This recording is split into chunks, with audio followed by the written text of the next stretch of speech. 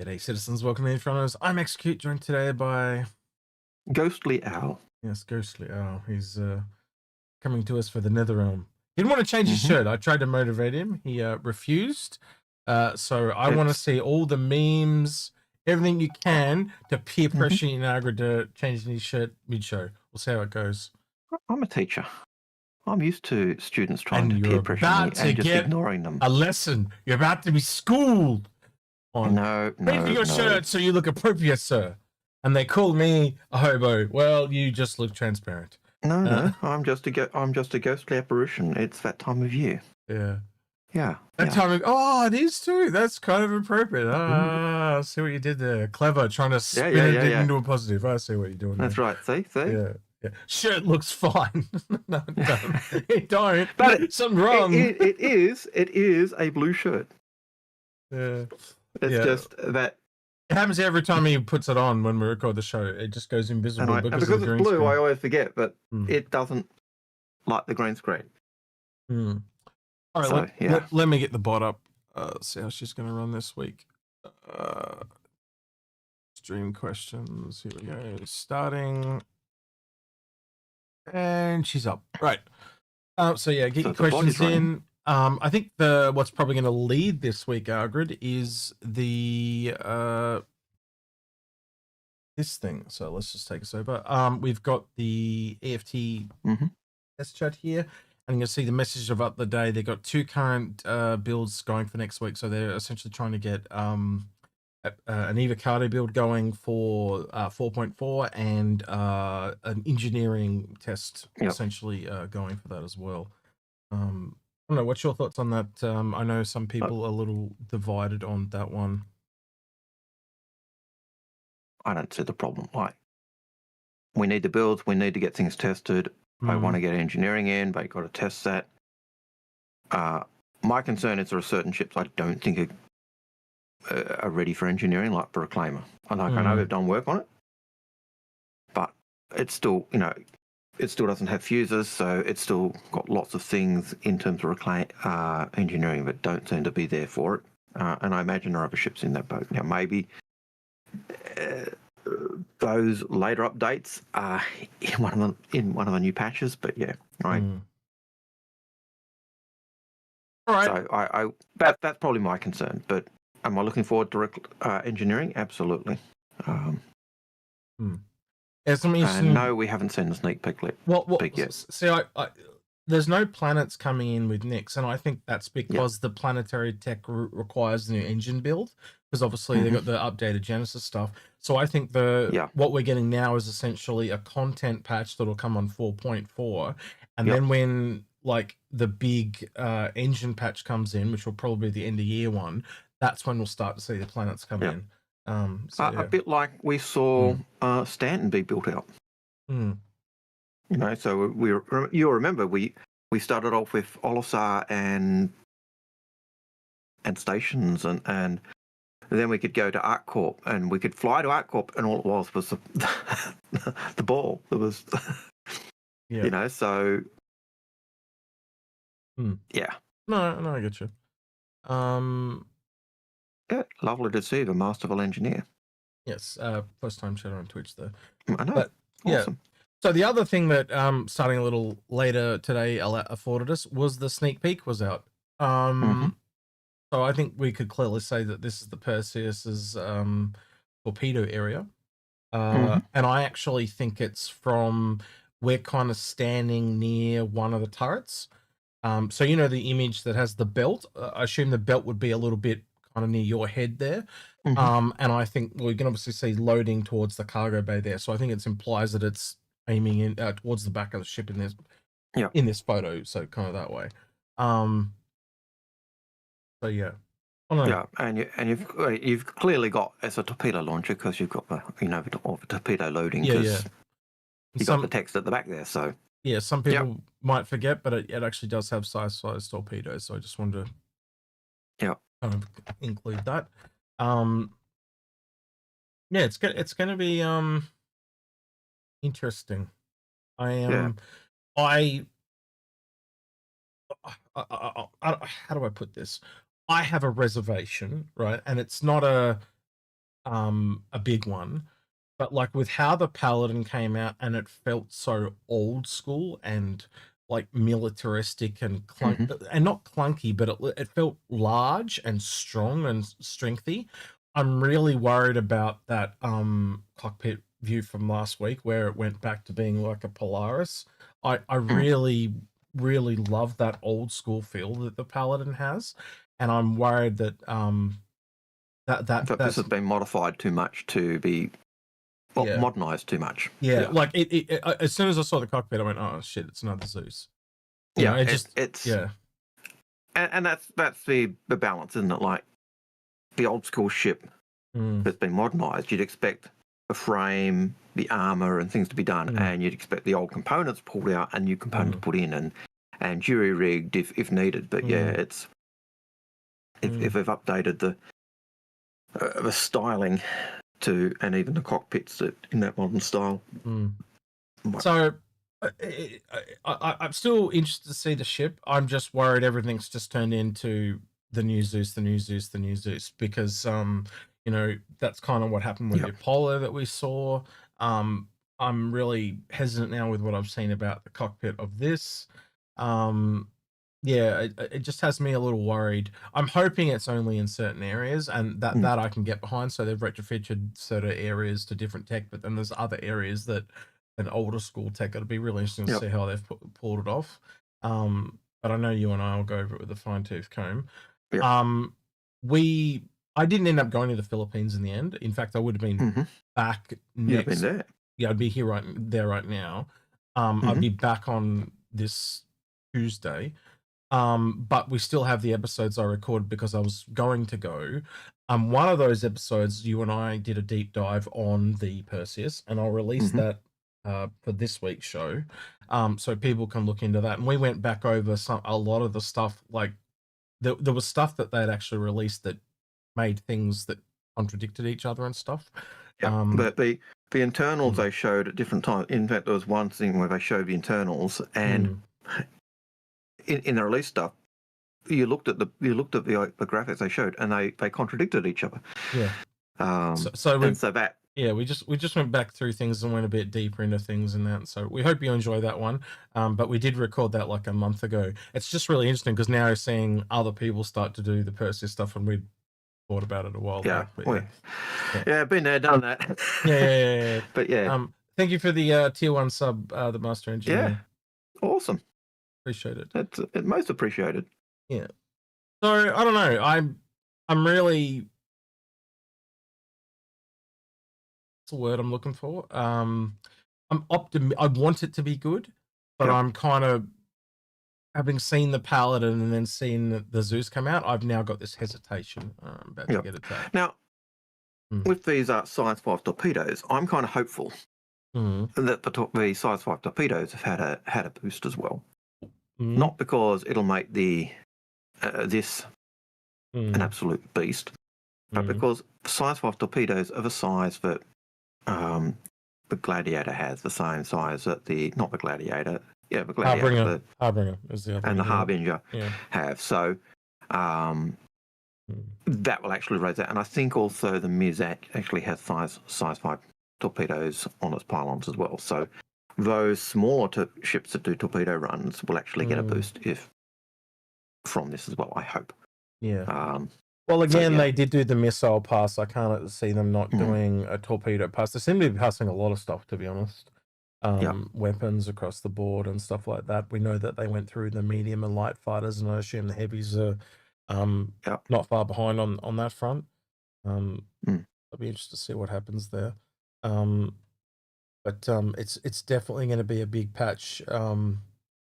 Probably not this one at the end because it looks like it's a placeholder patch. Like as I said, putting Nyx in without the planets, to me that I yeah. don't know I don't know if that's your brain goes, Algared, but my brain goes, well, why wouldn't the planets be in there? We know they've kind of done them.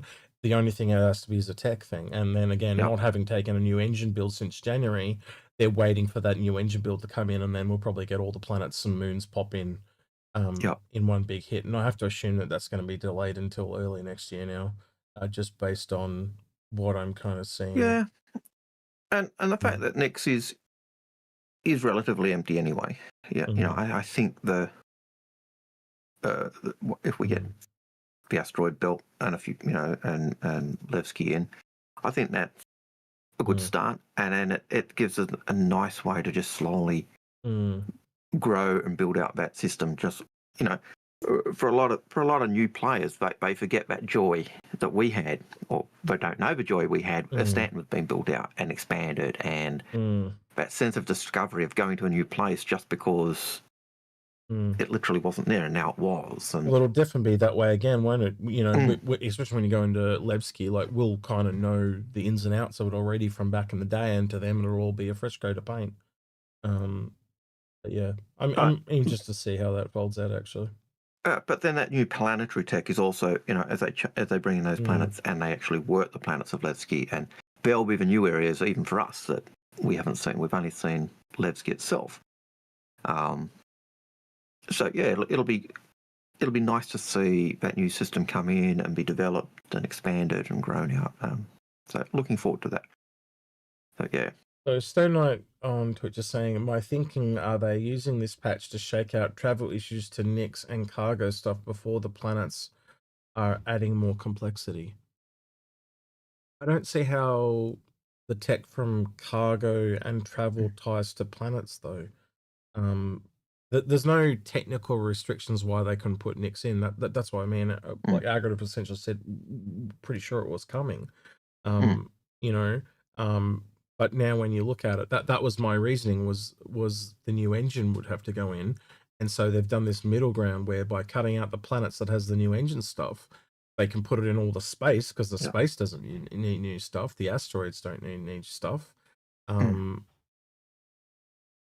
I don't know. I don't see it, Stone Knight, but it's just good to think. I'd like to see what other people are thinking along that line of thought. So yeah. Like, yeah, and for you and I, because and a lot of the older people who went through this grow out of Stanton, where you know literally you literally had Orison without sorry, you had the planet's Orison, isn't it? Yeah. Oh, okay. Without you know, you had the planet without the settlement, but you had Olisar up in space, and then over time we got ArcCorp, and then we got Microtech, and then we got Hurston, and then we got the you know, the settlement. So the system has grown out. So for us, seeing the system grow out like that isn't. Yeah. So Slipcore says, I understand a priority. It is a priority. So they want to fix cargo to introduce Nyx as a new cargo missions before moving on to Nyx details like other planets. No, I don't think that's the case. I think, like, realistically, an external cargo grid is really just a cargo grid that's sideways. There's nothing really special about it. And if you think about it, we already have gravity tech in the game, so it's literally just sideways. There's nothing really new there at all. It's just literally taking a cargo elevator that closes, and it's like a hangar, and a cargo bay combined. There's nothing, there's nothing new there at all. It's just it's literally a despawn closet that goes sideways. There's nothing special there. So I can't really see anything new being required there. I'm really struggling. I'm looking in my head, and I can't see anything that would lock that down. I understand what you mean about like doing inter-system delivery missions. There's a little bit tech there, but that's not the type of thing that would lock out the whole planets not being in there. Maybe I haven't alliterated my point properly. My point was the reason for why the planets aren't going to be there. That was my reasoning. And yeah, I guess technically the new missions would be in the new build as well, if that's what you're implying. Because technically, as I said, they haven't done a new engine tech, but it's not something they couldn't roll into the old engine either, because it's not that complicated. I have to really think about that. So some things that really are going to need that new engine build, and we know from when they were doing Stanton that was one of the things that seemed to be the case. You know, that either they just couldn't cope with that many objects, and so they would bring them in as they built up the stuff, or the planetary tech wasn't done, or the planets were taking longer than they expected. All of those things resulted in it being Yeah, so built in stages. So Danister P there kind of says in a more elegant way of what I was trying to say. They mentioned with the new Planet Tech that they're using height map GPU streaming, and I bet that system doesn't work on DirectX 11, so we need Vulkan to be the one and only API. That's the type of thing I was trying to imply. You need the new engine. Yeah, he's just done it in a more technical, savvy way. Yeah, thank you. I just talking dum-dum speak. Thanks, Danister, for translating my dum-dum speak. Appreciate it. Yep. Sorry, Algared. Just rehashing what CIG said. Lazy motherfucker. But yes, it's that type of stuff that does hit limit when the planets can come, and and that's we're just waiting. I think that would, like you said, we're probably just waiting for that build. So so again, I think that's kind of reiterated in the two Evo builds. I think the engineering one is clearly the newer one, and the PTU one is the old one. That's why there's two. Why is there not one? If you think about it in weird term phrases, because they are separate. You know, they don't even share enough tech that they can exist. That's my whole point that I'm trying to make. So I have to assume that's the way it's going. What's over? Your IQ. It's over the line, and we're gonna have to cut you out. I'm sorry. Right, you've been let go. It's it's over. So you're now a vegetable, considered a genius. Oh well, you take the insulting view. I take that. All right. But yeah, take it any way you like. I'm over the buggy missions. Nix is coming. X has finished the mission. So I don't know. So it's over the wait for Nix is kind of where I was going with it when I did it. But yeah, you can, many things you can apply there. A long year is over. There's a few things there. The wait for the Perseus you could even put in there was over. Exam period's over, so I'm now into marking. You know, all of those things. So yes, there was a synced mug sip there as well. Yes. Tea, unfortunately, I'm out of coffee. Oh, blasphemy! I know it is. I'm out of good stuff too. Can we watch the new? So there's a question from Artemis TM. The very first question that came in is, can we watch the new Halo trailer? 2006 gamers eating good. I really don't like watching stuff on YouTube. Every time we watch a video on YouTube, we get copyright struck. Every single time. And I'm like, I just don't want to do it anymore. But even the other week we watched somebody's video on Australia for Americans or something like that. Copyright struck. And this is like, it was literally like a short video, like one of the shorts, and it got copyright struck. It's just so annoying. I just don't like that. Even CitizenCon got copyright struck because Disco put copyrighted music in the trailers, and so the copyright people claimed our whole stream. So that whole stream, no monetization, 7 hours of work, bang, done. You know, just weird shit like that. So it's just like weird. Which is one of the reasons why we'd love you to be a subscriber and hit that subscribe button. Not pay, just hit that subscribe button and I'll do that follow and all that other stuff. Just because, hey, it helps us out, gives us a warm fuzzy, helps us feel our efforts aren't in vain. Yes, but that is going to be interesting. So Parker says there on YouTube, concepts are over. I think that's a really big thing going forward. I think it's a new era. There's a whole video there for you and I to unpack. What does that mean going forward? So we know, for example, let's talk about the one that's probably going to come at AIE, just because they kind of hinted at it. They said an orange large salvager. Now, if you look in the kind of area of large ships, we're talking anywhere from, $250 to $650 currently, right? Yep. And now you're talking about a ship that is not going to have any feedback, and it's going to come straight out and work with its gameplay. Like we can have things like the Starlancer again, but in a gameplay form, and that really worries me. Yep. You know, like we know for a fact that they're going to do underground mining, so that means we could have a capital ship like the Orion, but it's designed for underground mining, and that's currently $600 or 650, and then you add the I'm brand new tax to that. Like, that's insane, and there's no way to get those ships essentially cheaper as well, because it's going to be the start of the end of CCUs. If you think about it, like, no, and what I mean, let me clarify before people panic. Discounted CCUs. Like, there's no reason to do that with the new ones anymore. It'll only be like older ships and that, and you'll only really see it at AIE and that. And as I said to you, they really killed them off at AIE. I think it was like one good one. Lemming, I know you. Thank you. I know Lemming's listening. I'm here. But you saw it too, didn't you? Like the CCUs are just. Well, like, we have to remember that last AIE there was $250 off the Perseus. That's in one show. That's a pretty big discount for one event. So, I want to go back to that meme of like my death has been prematurely whatever, but like I don't think it's Jover.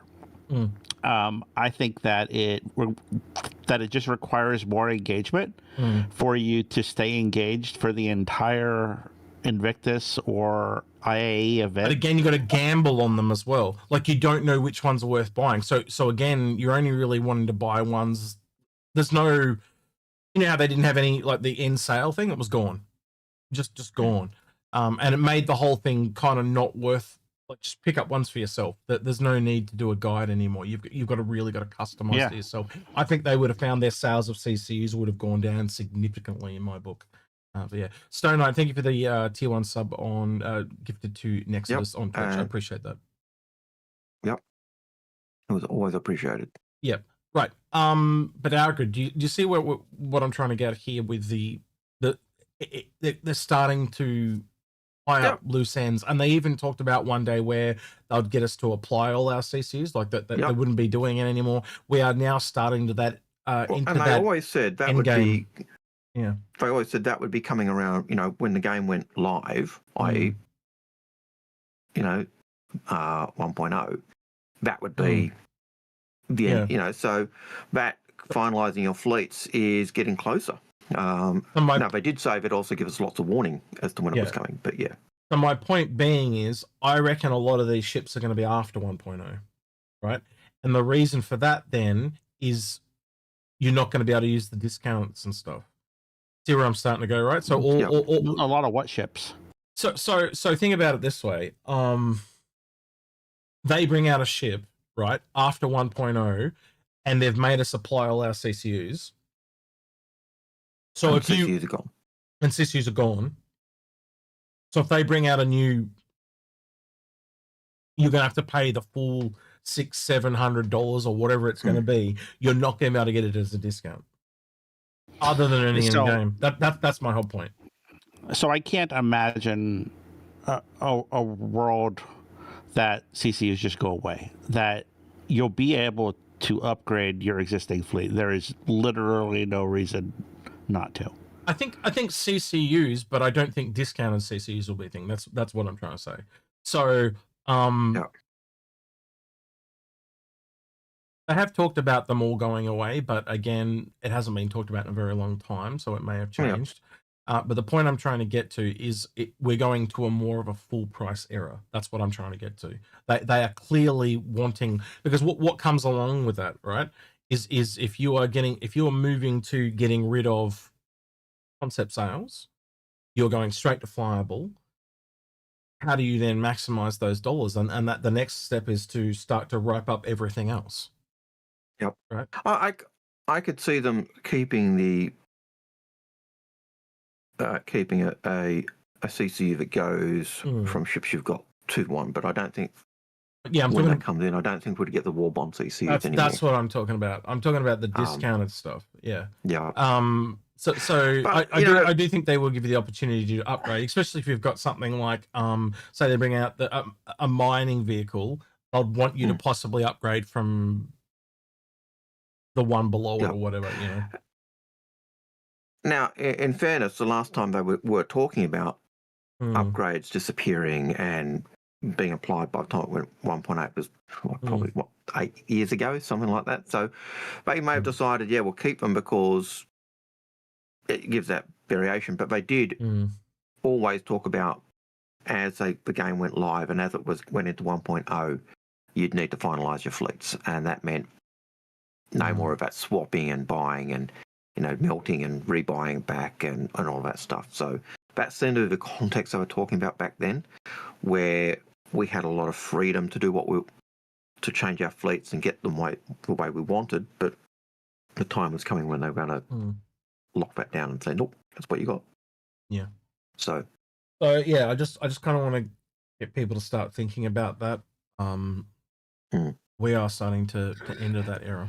Yeah. So to talk about that a little bit. So like, I think using this IAE as kind of the people that have a lot of CCUs and no real plan for them, I believe that this is going to be the event that you really, really should consider bridging all of those gaps to by the end of the event, either be at a ship that is going to always be available so that you can grab a CCU at the last second if you have to, but just floating a massive amount of credit out there. To be clear, you're not talking about applying them. You're talking about them so they're all connected.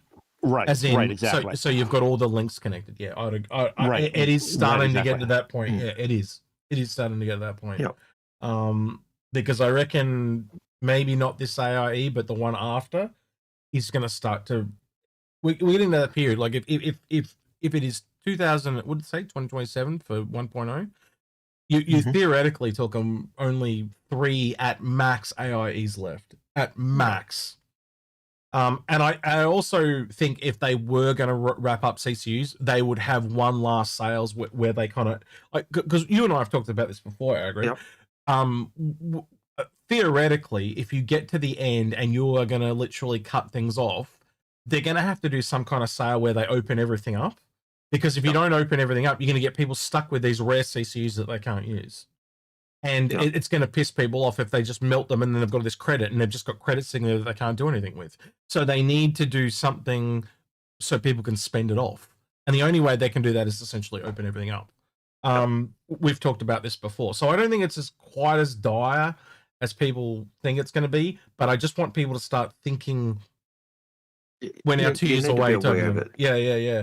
It's something you have in the back of your mind. But what Lemming is saying doesn't hurt either. I just wouldn't apply them. I'd have them sitting there. Right. Best plan for the have worst. The chain solid. Yep. Yeah. Plan for the worst, but expect the best. That type of thing. Yeah. As Jabberwocky says, it's no longer fix my fleet. It's kind of finalize my fleet. It's where you really want to It's starting to get to that point. Look at. Yeah. And I've still got plans for things, but I'm hoping that they're going to talk. Like I always assume they're going to talk about it as it was coming, and it's the type of thing they're going to have to give you at least 12 months notice. I think we're going to have like they'll say this is the second last AIE, the last AIE or the last sale. This is the last time that upgrade will be sold. You've got to start finalising your fleet. And they even back then, even though they haven't really talked about that finalising type thing for ages. That was the type of thing they said, don't worry, we'll give you heaps and heaps of warning. So it's just one of those things we've got to wait and see. So I think that so I got burned really badly a couple years ago when all of the haul prices went crazy and all jumped up by random amounts. So ever since that point, I've pretty much, like, that was the event that caused me to say, hey, I'm not going to be having gaps in my chains. They're just going to sit unapplied in my hangar. And that's just how they're going to be until I decide to apply them. Some people see it as lost money too. Like, to give an example, like I've got a Perseus to Odyssey CCU. Now, do you think that that's going to go backwards? When the Perseus drops? Well, yeah, but then when the Odyssey comes out, it'll probably go the other way. You see? Exactly. So like it's just perception and time. I have a feeling if and when they decide to get rid of the upgrades, it'll be like when they got rid of the $0 upgrades. Mm.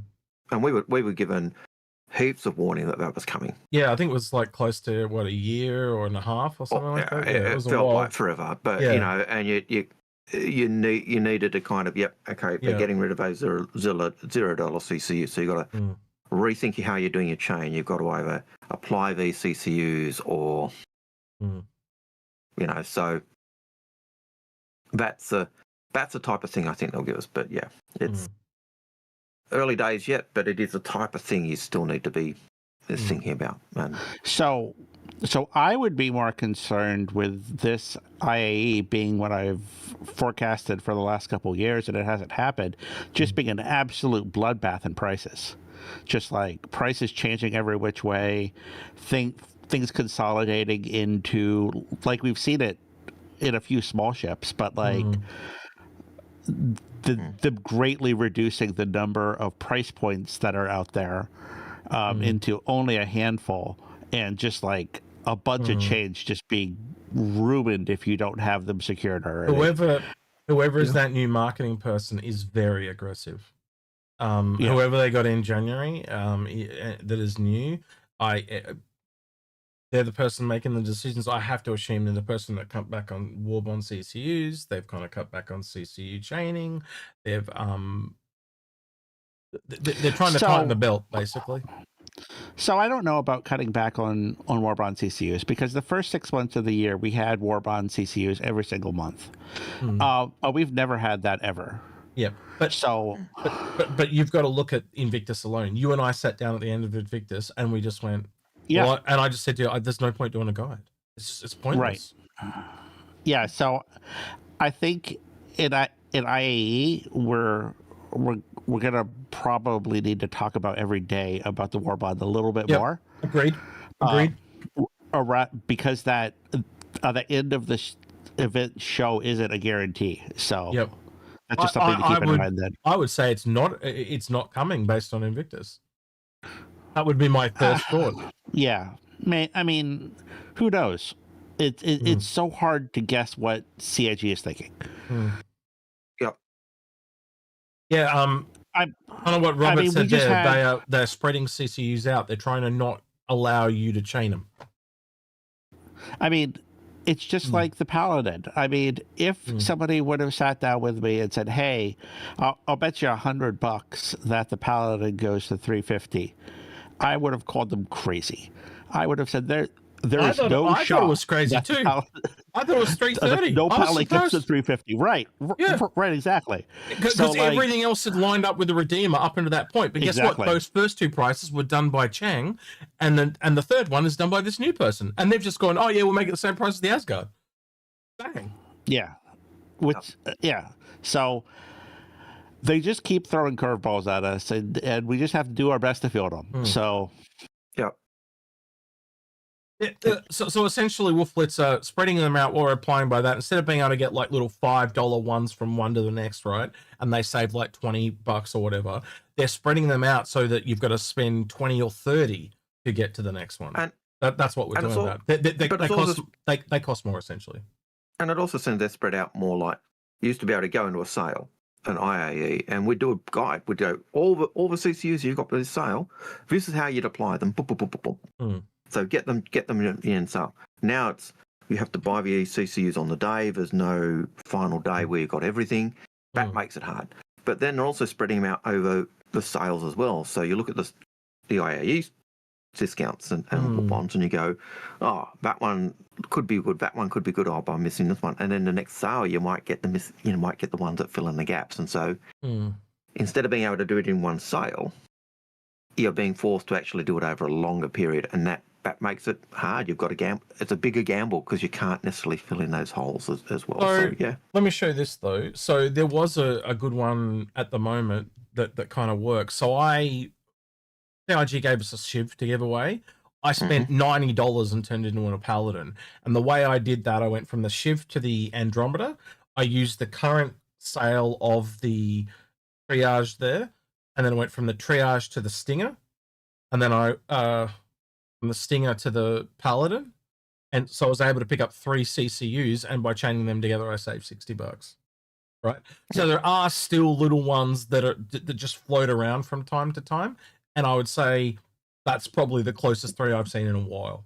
They're not always out there, but if you keep them out, the eye out, and again, so if you're looking at a ship that's around $350 and you've got a ship that's, what's the Andromeda, like 225 or something like that? It's 240. 240. So again, if you're looking, if you've got one of those heavy fighters or a Corsair or something like that, and you want to go up to a larger one, there's a way to save $60 just in that essential $100 price range from 250 to 300. And I thought that was a pretty good saving. So essentially, that allowed us to have a better ship to give away than just a Shiv. No offense to the Shiv, but like everyone's going to be giving away a Shiv, so let's do a bit better. That's kind of how I always look at this shit. So yeah, but I don't know. But I just wanted to show you that one because again, they do turn up every once in a while. Lemming, I'll put that back to you. You don't often see 3 like that in a row, do you? Like, not outside of an event. Like, we'll generally see 3 at the same time for like Invictus or something like that, but not outside of those. And I guess some of those are citizen cons, so I mean, maybe that's a little bit different. I don't know. Yeah. So again, Stinger saved 25, and then Paladin, I think this was 35 if I'm not mistaken. No, 25. So yeah, $55 or $65, whatever. I saved like $60, but yeah. Anyway. So and so to change the topic slightly, things I noticed in the last patch. Reclaimer had a little work. It was in the patch notes. The Reclaimer had been worked on, and one of the things I noticed was the all the hatches seem to be able to be opened, including the drone. Sorry. Just to clarify. Execute's face was amazing. I'm doing a massive segue. Let's change the topic, and I believe the word was slightly. Slightly. I'm wondering, are you suffering through dementia, or you've been going full-blown wacko? What the fuck? All right. I'm sick and tired about talking about CCUs. Okay, right. Well, okay. So let's move on. Okay, right. Let's move the topic. But yeah, so we are seeing work that it goes full circle. It goes back to that engineering stuff that we were talking earlier. Because I do think that ties in with the work they're doing to get things ready for it. But it was nice to see the hatches to the drone bay actually opening up on the Reclaimer. It was quite a nice surprise as I was doing that. So that was a nice sight. So yeah. The biggest thing with the Reclaimer, it just needs so much work for it to be viable in today's game. Yeah. Like I love the ship. Like I really love the ship, but man, it's rough to use. Yeah, it's clearly a ship they use to learn things, but in learning along the way, it's just you can just see now it's going to need a massive overhaul to work. Like little things like how it runs on 16 SCU cargo containers. It probably being the capital needs to run on 32s. I know technically you can just put 2 16s next to each other. I guess that's kind of okay, but like the elevator, like if you have to get cargo out of that thing, it's a pain in the ass. Oh, it is a pain in the rear. That the door, the entrances to the elevator are just that little bit too low. So you've got to get the boxes just right. We weren't even using the elevator, Algared. You bring down the back one and you just toss it out the back, but it kind of like falls down and. And if you can't put the 16s down there because they're too big. No, we got the 16s down there just fine, but it's got to go. It's got to you got to turn it vertical and drop them down vertical. Yeah. And they will. And if you do put them horizontally, it has to be perfect. But you can get them to go down horizontally. Because otherwise they jam. Yep. No, I had that problem. I kept jamming. But yeah, like it's just got all these little teething issues, and then things like where the cargo stacks is like you could fit more boxes in if you move the grid over slightly, and it's just got all these things. You can tell it's aged out. It's a similar problem with the Starfarer, and I guess the things I thought they were going to fix in the Retaliator that they never did. I think all 3 of those ships need the retaliator I can probably let go a little bit, but like I think they're just going to fix a lot of that with AI blades. I think that's their. Again, you look at the priority, like what's it easier, redo the whole massive parts of the ship, or just chuck AI blades in it? And I think they're just going to chuck AI blades in it and call it a day. I found also if you put the 16 SCU cargo containers on the lift of the reclaimer and just put them straight in, as it went up, it just passed through the deck, just disappeared through, just went through, which was quite. They were meant to didn't bounce or change. It just. They were meant to have put the grid on that lift, and it's not there. So but when it was on the lift, I think it's there now. It'd just transfer. It'd just go through a ship. Maybe if it was hang over. If it was there in the last 24 hours, then it's there. But if not, it wasn't, because I was literally in it yesterday and it wasn't there. It's not there. It's not on the grid. The lift. But yeah, and it says in the patch that it's meant to be, but it's not. Yeah. And it really needs to be. That's probably just to get the basic functionality back of being able to do things on that ship. It needs to be there.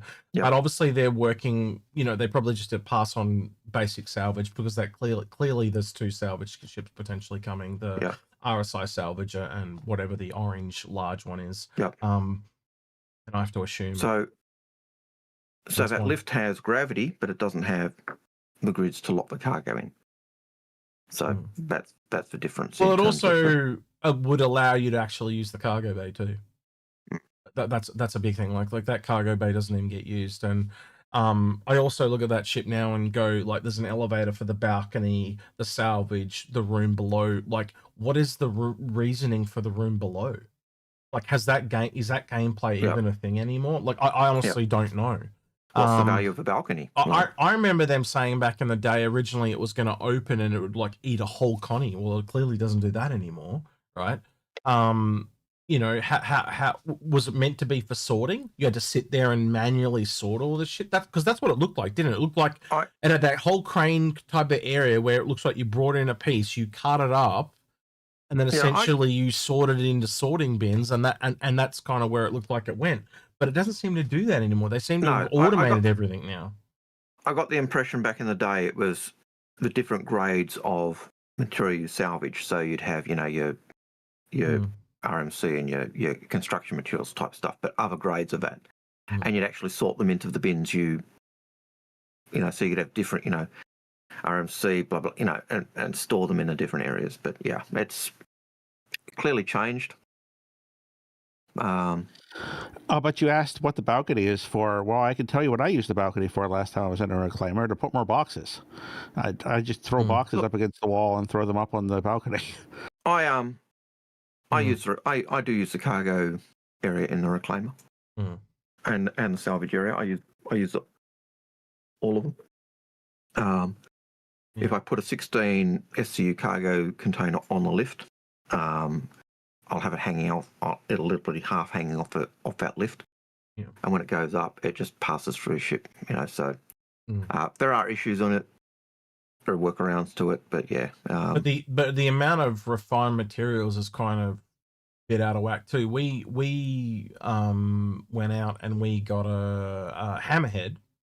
We come back with a full one single full load of the filler. I can't remember what it's called. The storage, the internal storage, not the actual inside the machine storage. I can't remember what it's called. The buffer. The buffer. That's it. Thank you. And basically we turned all that shit into boxes, and then we got it refined. And then essentially when it was refined, it was literally like it was like 15% or something like that, ridiculous, of the original.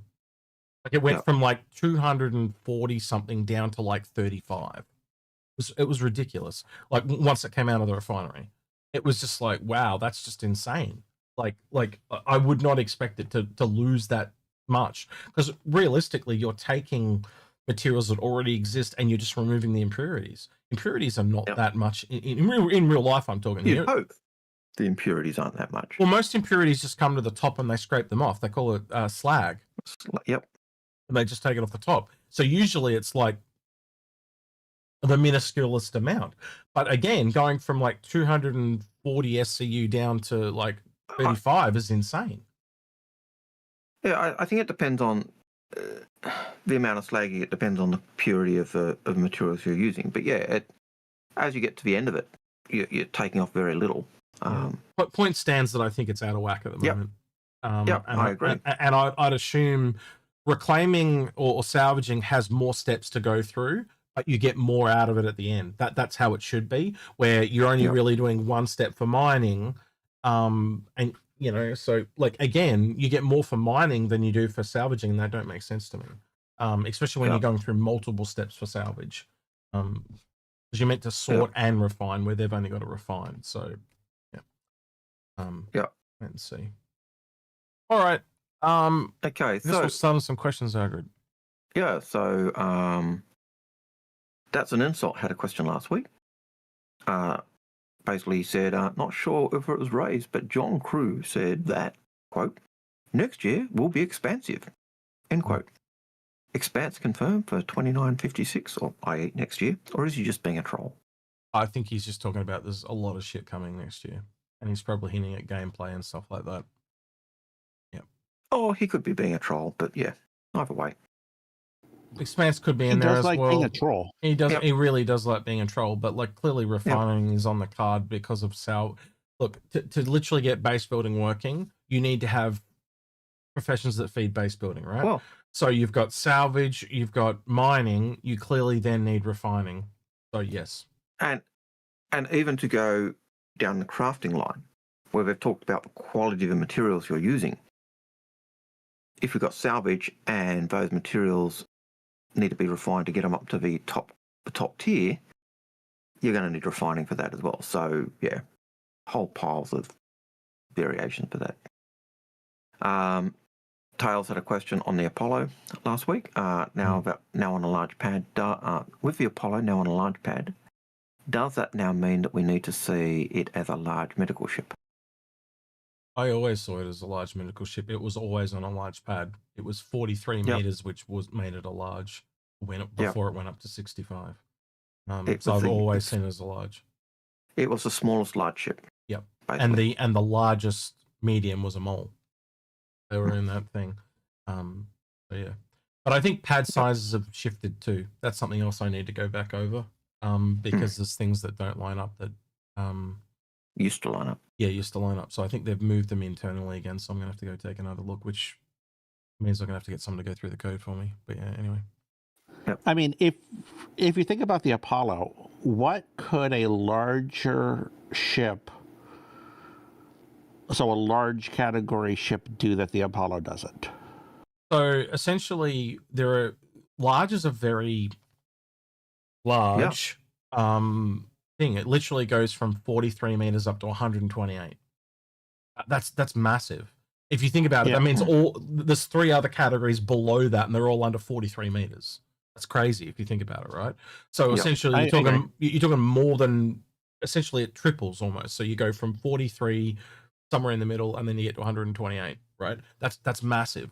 So essentially, you can have 2 ships in there quite easily. So for example, the 2 ships we're obviously talking is the Apollo and the Galaxy, right? Yep. And what you get in the Apollo is you essentially get the tier 3 beds, and you have to make a player choice about which ones you take, and possibly the drone if it comes later. When you go to the Galaxy, you're literally getting everything: 1, the 2s, the 3s, and you're also getting a Pisces C8R that you can put in the back, and an Ursa rover. So that thing turns up, and it's got everything. There's not anything you couldn't want on that thing, except because it's a modular ship, you have to also take all the extra crew to man the ship to move that module around, right? That's the drawback.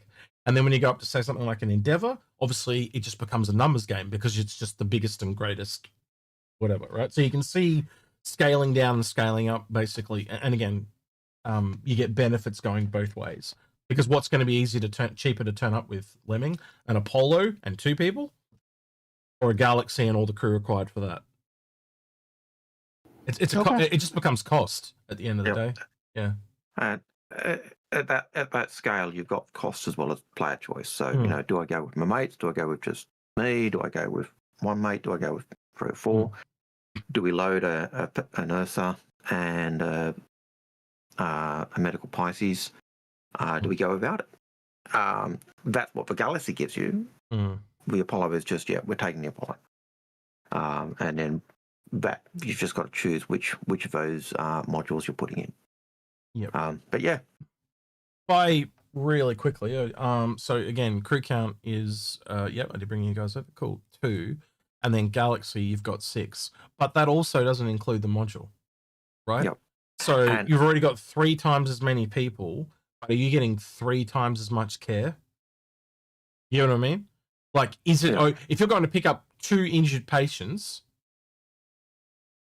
do the math, right? If you're picking up 10, do the math. All of a sudden, it's the right tool for the right job. And this is the same thing we talked about with the dropships and stuff when that came around, if you remember it, Lemming. Where we found, like, me and the military boys went through every single dropship and we could see a reason for that being the perfect dropship at that time. And I'd do the same thing with medical. I reckon you could go through every single medical vehicle and ship and do the same thing. And that's why we think that there's only one missing, and that is an armored ground vehicle. Because the nurse is not armored. That's the only one currently missing. Essentially like a terrapin, but for the medical terrapin, but for the ground. And I know there's a non-zero number of people that think that that's what the silhouette that we had last year was. Yes, potentially. It's potentially. I think it's probably more likely some kind of modular trailer thing, and I think it'll probably do a few different things. Well, at least that's my hope. How they sell it is another totally different thing. And it would be nice if it is a modular trailer, it would be nice if a tractor actually is something you could have separate, which you could actually attach to all those trailers too. Thank you, Arcane Danger, for the tier 1 sub for 20 months on Twitch there. Appreciate it. I mean, it's a very nice upgrade. If people have never played a game, I'm sorry. Go Lemming. Yeah, I was talking to Algared. Go ahead, Lemming. If people have never played a game with trailers, trailers are physics nightmares. I can only imagine some of the jank that we are going to see if this game brings in trailers. It is going to make anything that we have now look normal. But just it's probably so hard to do. It's probably a cursor to some of the bike stuff though too. You know, the ground vehicles and stuff. I think it is something that they would want to look into, because there is a gameplay there. Like I know you're seeing the jank, but also think of the gameplay, the caution required, the Think about this. You remember the board game operation? Now you're trying to drive around and someone's operating the back while you're in a trailer. Yeah. You know, can I reverse and not hit the pedestrians behind me? You know, I can't see them in my rear view vision mirror. What do you call that? Or scissor jacking or whatever? Yep. Or like dipping your trailer completely in the water because the trailer probably won't blow up, but you drowned everybody. Anyway. Yeah, you short circuit all the circuitry and Yep. So. Yep, that's another. Marlax brings up a really good one. Of a trailer, that would fix a lot of the issues. Anyway, right? Go ahead, Agnes. Sorry. Yep. So Mainbrain had a question related to salvage. With the new changes to salvage, do we see a new mid-range 200 SCU ship on the cards? Realistically, I've actually thought about this quite a bit. I think it's potential price hike for Reclaimer. Kind of like what happened with the Arastra, where the Arastra came out, and essentially the Arastra took the old price of the Orion, and the Orion went up by $75. Boost. And it makes sense. The Reclaimer is still cheap for what it is. $400 is cheap for a capital ship, and it's. I know a lot of people can argue and go, "Well, you don't get as much in it and stuff like that," and I can see that. But I also think it probably tips a hat to them having to buff the Redeemer considerably. I would have argued that you could have downgraded the Reclaimer to a large and built a ship above it, but they've redone all the components to be capital. And it was always sold as a capital. So you kind of have to give people what they paid for. And generalistically speaking, I think both of you would agree with me, they tend to upsize things than I don't think we've ever seen them downsize anything, because they'll get complaints and want refunds. So they're always trying to give people more than less when they change something. You always get more than what you never get less than what you paid for. Mm. You might get what you paid for, but you never get less than what you paid for. Yeah. In terms of what the ships can do. So, So. Yeah. Yeah. Rabbit has a question. Do you think the ironclad variant with a landing pad instead of opening roof would be possible, like a mini Kraken in function? Anything's possible, but I kind of sit here and look back at the Liberator, and I think the Liberator was designed at a time when it was meant to be that ferry. And I think if I was going to go back and do a Liberator now, I'd probably remove the land vehicles part of it and just make it all ships, all channels. I don't think there's really a need much anymore for one that does vehicles and ships. And if they leave it the way it is, like we kind of talked about it back and forth when Badgers was with us as well, and other people. Just there's not really a reason for a hybrid to exist. Like it's either you're going to be doing one or the other. It just didn't kind of make sense at the time. And at the moment, the ironclad really is the one that focuses more on, or seems to focus more on The land. assault, Even that the assault one, the opening top, still it still feels more land based, whereas the ferry was always felt more space based. So I could see them doing those changes. But yeah, I think the change was that they decided that they didn't want to need a ferry. They didn't want people to be reliant on other ships to get their fighters and whatnot across the systems. Now maybe that'll be something they change down the track again. But having given people in fighters jump points or jump drives, I can't see them taking away now. Yeah, I tend to agree. I think it's something that's changed. I think it's that kind of thing we've talked about before about accessibility. Restricting that. It's the same thing with base building, right? Yeah. They've essentially, you can tell that they don't want someone to have to go out and buy like a $200 ship to get into base building. You can get a CSB FM, or you can get like a little pod and essentially just put it in the back of your starter ship and go build a base if you want to do that. And I think it's the same thing. Like by restricting the jump drive, they're essentially telling you that your ship is not good enough. You need to upgrade to another one. And I think that's why they've done what they've done. I still got to admit though, I did prefer the fighters and the carrier-borne ships to not have a jump drive, to require the carriers to take them there. But I also understand why they've put it in. There's other ways you can do that though that I think is going to be a thing. Like for example, I can't remember the ship it was recently, but like you can't jump I couldn't jump from Crusader to Microtech. I had to go like in 2 jumps. So you just limit as how far they can go and stuff like that, and that's totally fine. Yeah, so depending if you've got a military, like on the Aurora, it used to be if you put the top grade jump drives in, the one that were really fast, you had to do 2 or 3 jumps to get to Microtech from Hurston, just because you didn't have the fuel anymore. You put the really slow ones in, you could go forever. And so there's that element as well. So, but that's still, that's still the point. Like different strokes for different folks. So yeah. All right, next question. The next question was from Rabbit. Rabbit said, that was the one we just did. Sorry. I just deal with a freeze on the screen here. Next question is from Zerez, who says, what do you hope will differentiate ships like the Tracker or Terraform's enhanced scanning radar over regular ship scanning and radar?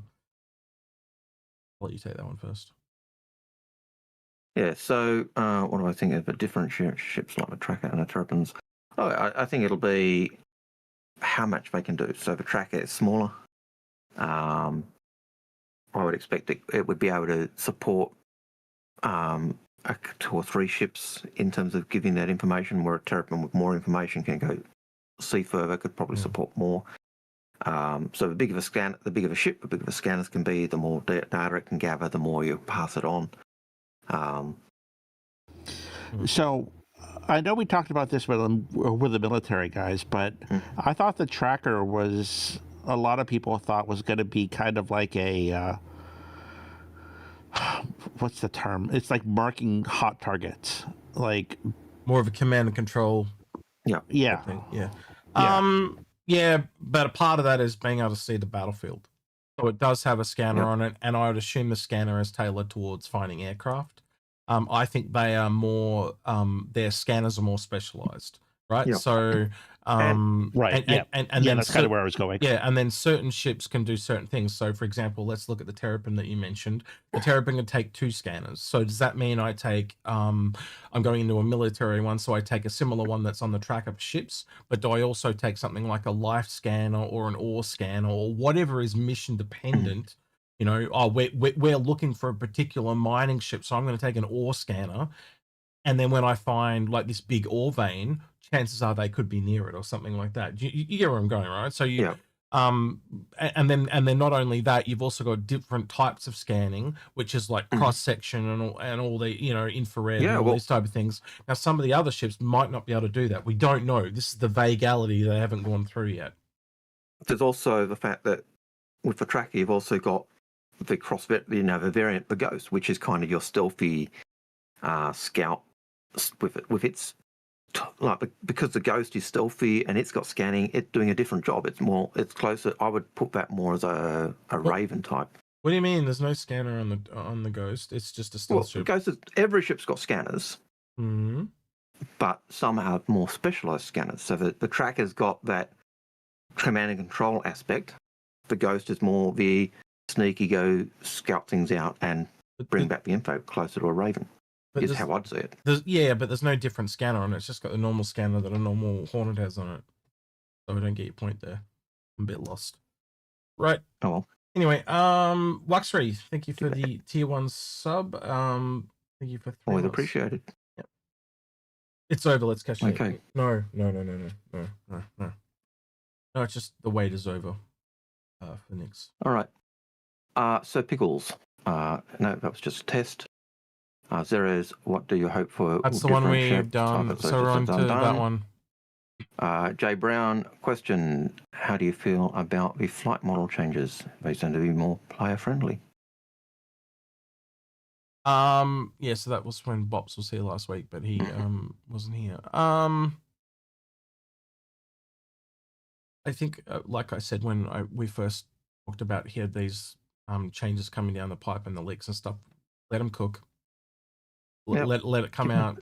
You know, like seeing something halfway through development, there's going to be things that are missed. You have to please as many people as possible. So that means that the people on the ends, they're going to be probably the most likely the people that are going to miss out. It is impossible to please everyone. Just try and please as many people as possible.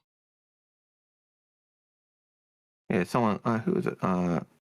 Someone is saying in chat, there seems to be a lack of shipping ships. Who was saying that? So Raymond Donnie was doing a discussion about the fighters and other things, and the comment was there seems to be a lack of shipping ships, and I think that's something that's changed. I don't think we're going to need shipping ships, and I think there'll be, when we want to move mass, I think there'll be NPC options as well as ships like the Carrack and the Crack and Neodris and that. But yeah. Yeah, I think you'd be able to hire an NPC to take your ship from A to B. Makes sense. Even and that will be the guaranteed safe way, I think. Yeah. Right, Wolfblitzer says, will the game have small, medium, and large jump points? No, I think that's kind of changed somewhat. I have to think back. Well, they did say that the whole idea of small, medium, and large jump points is still in the game. It's just not the... It's transient ones now, not the full size ones. Yeah. So that makes a lot more sense to me. Because you can now, you don't need to, it really does change how that whole star map is essentially dead if you kind of think about it, because there were systems where you had to go all the way around multiple times to get around. But I think, again, that's a sign of when they were trying to build 100 systems, now they're going to build 5 and kind of build out from there. It would have been too complicated to have those restrictions on bigger ships. Yep. Because they would have been constantly changing the size of certain jump points, essentially, as they went out. Because, all right, large ships have no way to get from A to B. They've got to go around this way. All right, now, so we need to make this medium for the time being.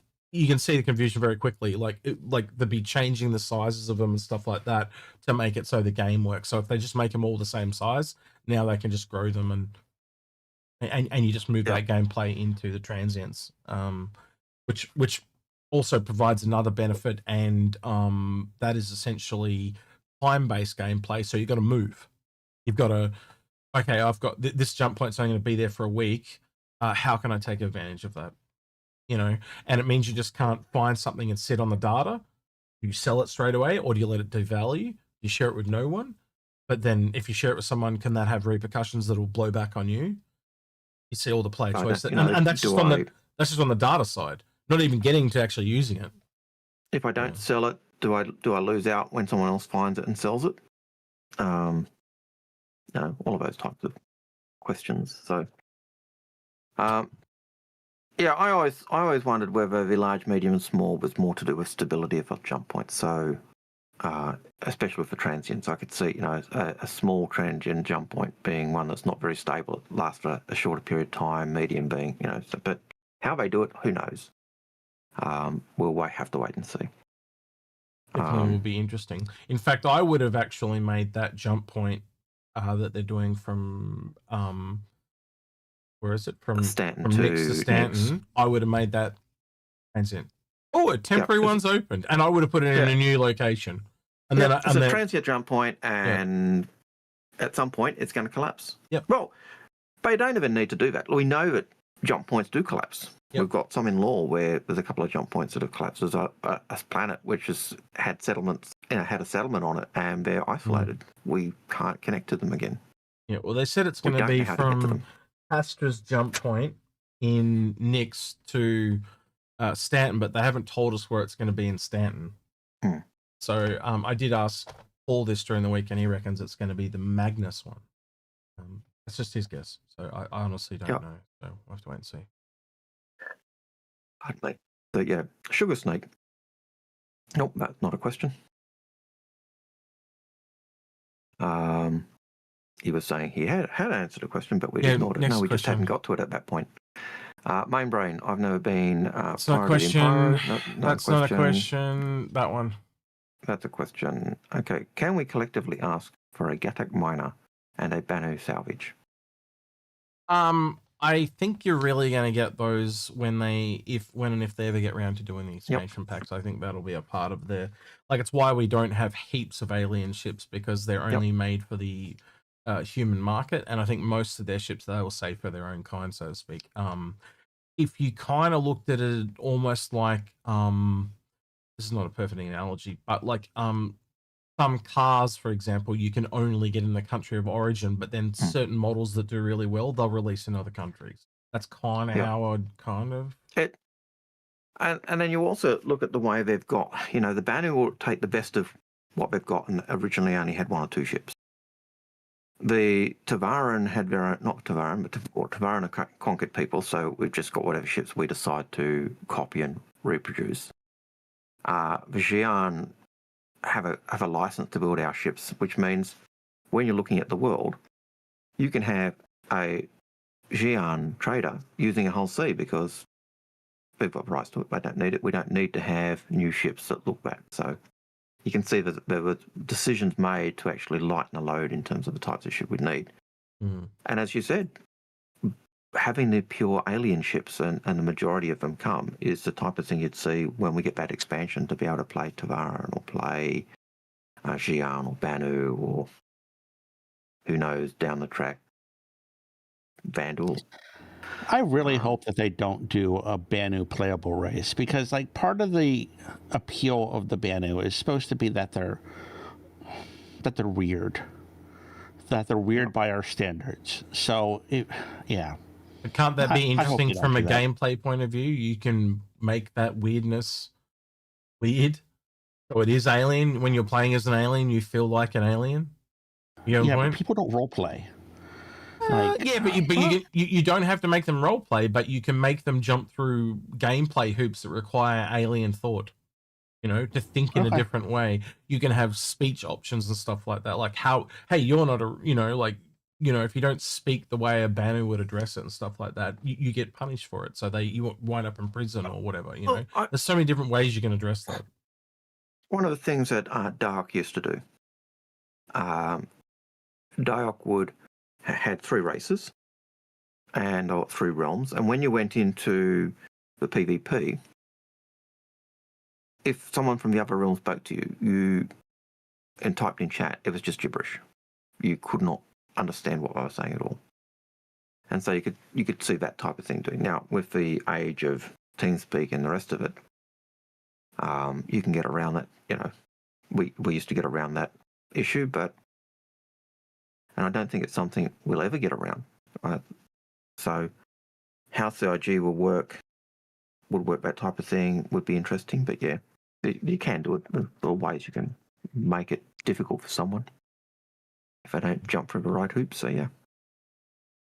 Right. SA says Rabbit. question. Oh, is that Rabbit?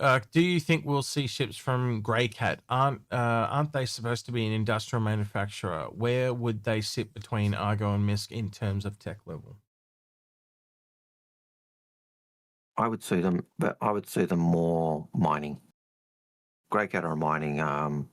They're industrial though. Yep. And technically now we've also seen like a combat vehicle for them as well. So I'll just say that they're kind of military industrial kind of now. Yep. I would expect to see more for them, yes. But that said, they've never done a ship. They've always been vehicles. And I think that's probably heavily implying that all ever sees vehicles. But that said, they did do the Cygnus Miner, and that's a pretty damn big vehicle. Yep. So yeah. I would, if we were going to get a ship, I would have expected the mole to have been the Greycat ship because it was the miner.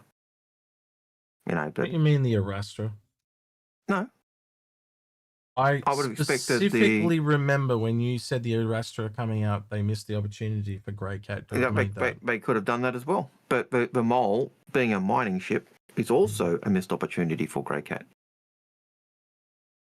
But they made it Argo over stevedores,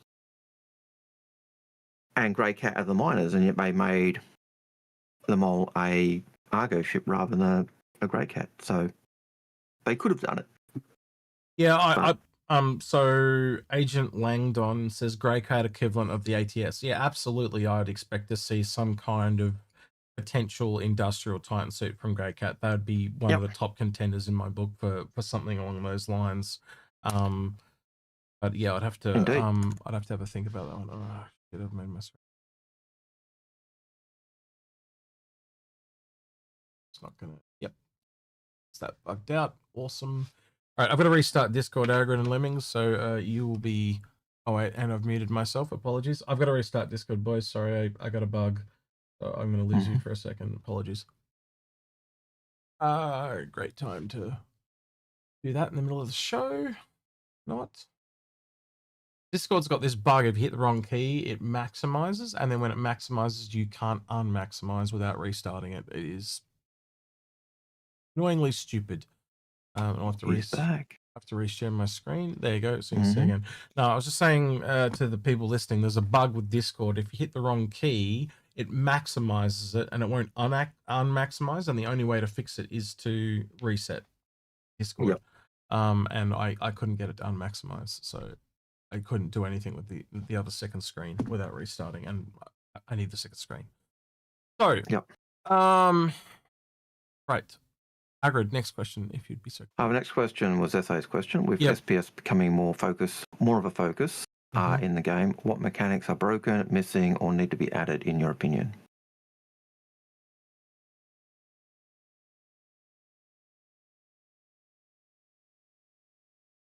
I think for me, it's a lot of the gadget stuff they talked about back in the day. So, we're getting to that point now where let's be honest, they've just been essentially adding more and more guns. But I'd like to see some of the gadgets be expanded into. Like, for example, we know there's 5 different grenades in the game. Seen them for over a decade, but we've never seen them. It'd be nice to see them. Never seen them implemented. We know that there's like a deployable shield. Never seen it.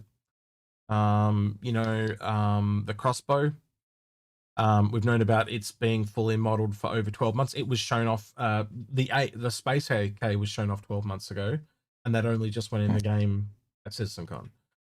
So it's the same thing. I'd like to basically see them just expand what they already have, essentially.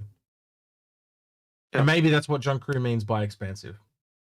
Yeah, lots of new bits and pieces to add into a game. Agent 1213 said, in 1.0, will ships come with brand new look, or will they look worn in the interior like some do now? I think they'll probably look like they do now. Depend on the manufacturer, really. You're only going to see it like that junker look on Drake and the lower end stuff like Grey's Mark and stuff like that. I don't think that's a look that you would see on Origin too frequently, as an example. Yeah, I would love that kind of worn bit with panels being removed, being an indication of the way a ship is aged or damaged, or when you buy a ship and it's brand new, everything looks good, but as it goes on, it gets damaged. But that's a level of work that, do I want to add that to the work, or do I want them to get the game out? And at the end of the day, it's not a priority thing, is what I'm saying. So it'd be nice, but it's not a priority.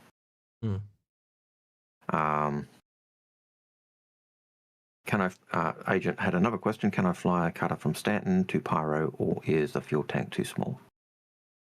Yeah, I've taken my cutter through the jump point several times. Yeah, easily. You may have to refuel. I think I went all the way to Checkmate and I got back to the Stanton Gateway, then I had to refuel. But again, you'd expect a starter ship to have some limitations, and obviously one of them. Also, you can upgrade your drive, that would change those things too. So yeah. So if you go with top quality drivers, or the fastest drivers, you'll run out of fuel quick. If you go with slower industrial ones, you'll tend to have more fuel. I've taken my Aurora through and back, so I can't remember I had to refuel, but yeah. Oates had a question. Do you think the Scarab on the Crucible will become a crafting hangar similar to the one on the Pioneer? That seemed to be what was implied. I think it'll have some fabrication ability and stuff like that. I think the Crucible's probably in for a bit of a reconcept, to be honest. Much like the Endeavour, it's probably aged out. And if you kind of think of like all the issues with the Reclaimer, that's around about the same time frame those ships came around. So you'd have to assume that they would be not wanting to make those mistakes with those older ships, and they are the last 2 ships that were the old metrics. They don't exist anymore. And that was that like 2017 Algared they went out the door? 2016, something like that. So those ships are like, they totally need a rework, and they're totally going to grow, and that's probably when you'll see the price increase, to be honest. I think it could be any time. I don't think any of those old ships are safe ever. Look, at the end of the day, no ship's safe. Yeah, that's true. They'll go just like, think of it like any MMO. Your ships are your class, and from any MMO, your classes get reworked, rebalanced, reshaped, how many times have you played an MMO where there's a patch and then you've got to go through and redo all your trees? I think what we're reset everything. Describing though is you're talking about that there's a big difference there, right? So you're talking about changing some numbers. I'm talking about physically how they work as a 3D model and that type of thing, and that's very different. So you got to get it right before it gets out the door, and that's what I'm talking about. So when they were designed, they were back in a time where the gameplay wasn't really established. That's why the Reclaimer's got all those issues, because they hadn't nailed it down. You even look at the Crucible. It was originally one of its roles was to do the SRV's role. It was a tow truck. You know, you drop the Scarab off, and yeah, it's a tow truck. I'd hazard to guess it won't have that. That's kind of it feels like it's an ability if they're farmed off to another ship. No, I think it'll still have that because the capitals tend to do everything. I think it'll still have that ability, and also you have to remove the Scarab for it to be able to repair a bigger ship like the Connie or the Retaliator or something like that. And then when you want to go to a capital ship, it used to flip the other way. So I think if anything that's probably going to go out the window, it's the flip ability. They'll just make it so it can use the arms from the same position, because it's essentially got two sets of arms, one for inside the Scarab and one for out. And I think that's probably a bit superfluous, where you can just have one set of arms and have them go up and down a track now, because back then tracks didn't exist. So the impression I got was that you didn't remove the Scarab to work on the bigger ships, you just opened it up. So you closed it. No. You didn't close it. Let me finish. Yeah, I'll let you finish. You didn't close it over for fighters, and then you could walk around in the ship to do that. Mm-hmm. And then if you're working on a bigger ship, you opened it up, and then the ship would kind of be there, and you could work on it. There's actually photos from back in the day. I'm pretty sure we had it in a video back when we talked about the Crucible, where it actually shows the Scarab completely removed with the Retaliator, the Connie sitting inside it. And we know that you can remove it because one of the things you could do was you could also have the modules in the Scarab were enough to run it for a little bit, so you could actually run them separately. Dump it down to the garage. So it definitely disconnects. I'm not saying it doesn't disconnect. I'm saying the way you could work on didn't need to disconnect for the bigger ship. No, because I'm pretty sure I remember seeing it around the Retaliator, around the Connie, and the Scarab was removed. This sounds like a great episode. No, we've done this before. We've done this before. Okay. Maybe it's time to revisit and have another look. Not again. Not the part 1 and part 2 again like last time. Been a couple of years. But again, I just say maybe we just go need to refresh ourselves. But I'm pretty sure it removes. I remember a photo of it. Oh look, we know the Scarab removes because you could drop it off and use it as a garage elsewhere. So that's one of the things we do know. And I'm pretty certain if you're trying to work on the capital ships, I know you used to kind of, the idea was you'd use it to build a scaffold around capital ships and for the repairs, but there's lots of ways they can go and change the ship to work. And if you are making the Scarab removable, then what, you know? So yeah. It's just an interesting aspect to look at and hope. So looking at the Crucible now, and then also seeing the Ironclad, I think the Ironclad's doors are like a gateway to the Crucible. You mean the rooftop drawers? Yeah. Yeah, in a way. Yeah, I can see that. Yeah, I can see that. And then when you look at their sizes, man, I think that Crucible is going to grow a little bit. but the Crucible size, how many tanks did it used to be able to take from memory? There's nothing really new though in the doors on the Ironclad. It's just a hangar door like on the Polaris. It's just a different animation. So yeah. I was just getting hopeful for a future. Yeah, I can see why you think it though. It makes Crucible. Sense. Yeah. Anything's possible. I'm just talking based on tech. Yep. I'm not going to be able to find this picture though. If you wonder what I'm doing in the background, I'm trying to find that picture. But I know it's in a video. It was one of the ones from 2016. And they had it in. It was on Around the Verse, and I just remember they had a Retaliator, and then they had a Connie, and they could turn the Retaliator or the Connie off, and it showed it parked around them. But again, that's probably changed as well because how do you get it around a reclaimer? You know what I mean? I think that just simplify it so it's essentially just arms that repairs anything that's really big, and the Scarab is literally just for fighters. Yep. We'll have to wait and see, because again, I think it's reconcept time. Yep. It's built for an older game that doesn't really exist anymore. Yeah. Yep. 100%. Okay, so Artemis, we move into a question for this week. We've just finished off last week's questions. Actually, it's on Artemis TGM says... No. It's the next one. I thought that's a trailer. There's a tick Dang, there. nabbit. There's a tick there. Yeah. No, you didn't. You didn't thumb it. You did flame. Oh, you did. It's on I his did thumb it. You are blind, sir. You did. No. I was seeing his flame and Yes, the it console. distracted you. I missed the tick because it was. Yeah. That's right. Have we seen the sneak peek? Yes, we have. So on to the next one. Yep. RSI day one or at the end. Talking about for IAE, I should say AIE just to piss Tom off, but yeah, I think the date, traditionally speaking, we usually get the starter ship right at the start. I don't think you guys would agree with me on that, or am I? And we year usually get the top ship at the end. Yeah. So no, but last year we didn't. So last year was mixed up. So who knows? what did we get last year at the start? I don't know. But It was the Intrepid, wasn't it? I thought it was the Intrepid day one. I believe that I think it was the MCV that came out, and that was in like the middle of the show. No, because you got weird. the Intrepid, and then before the end of the sale, they had the extra skin come out. Remember the Nocturne thing, because it wasn't selling very well. So was that here? I'll go look at the schedule. And then when the Cutter came out, that was the first day. When the Pisces CAR came out, that was the first day. The Pisces was the first. Every single starter I can think of has come out on the first day. My memory has always been the smallest, the largest type of thing, gone up to largest. So I would expect, based on that, we expect the Perseus. Perseus is, I think, the largest ship is coming.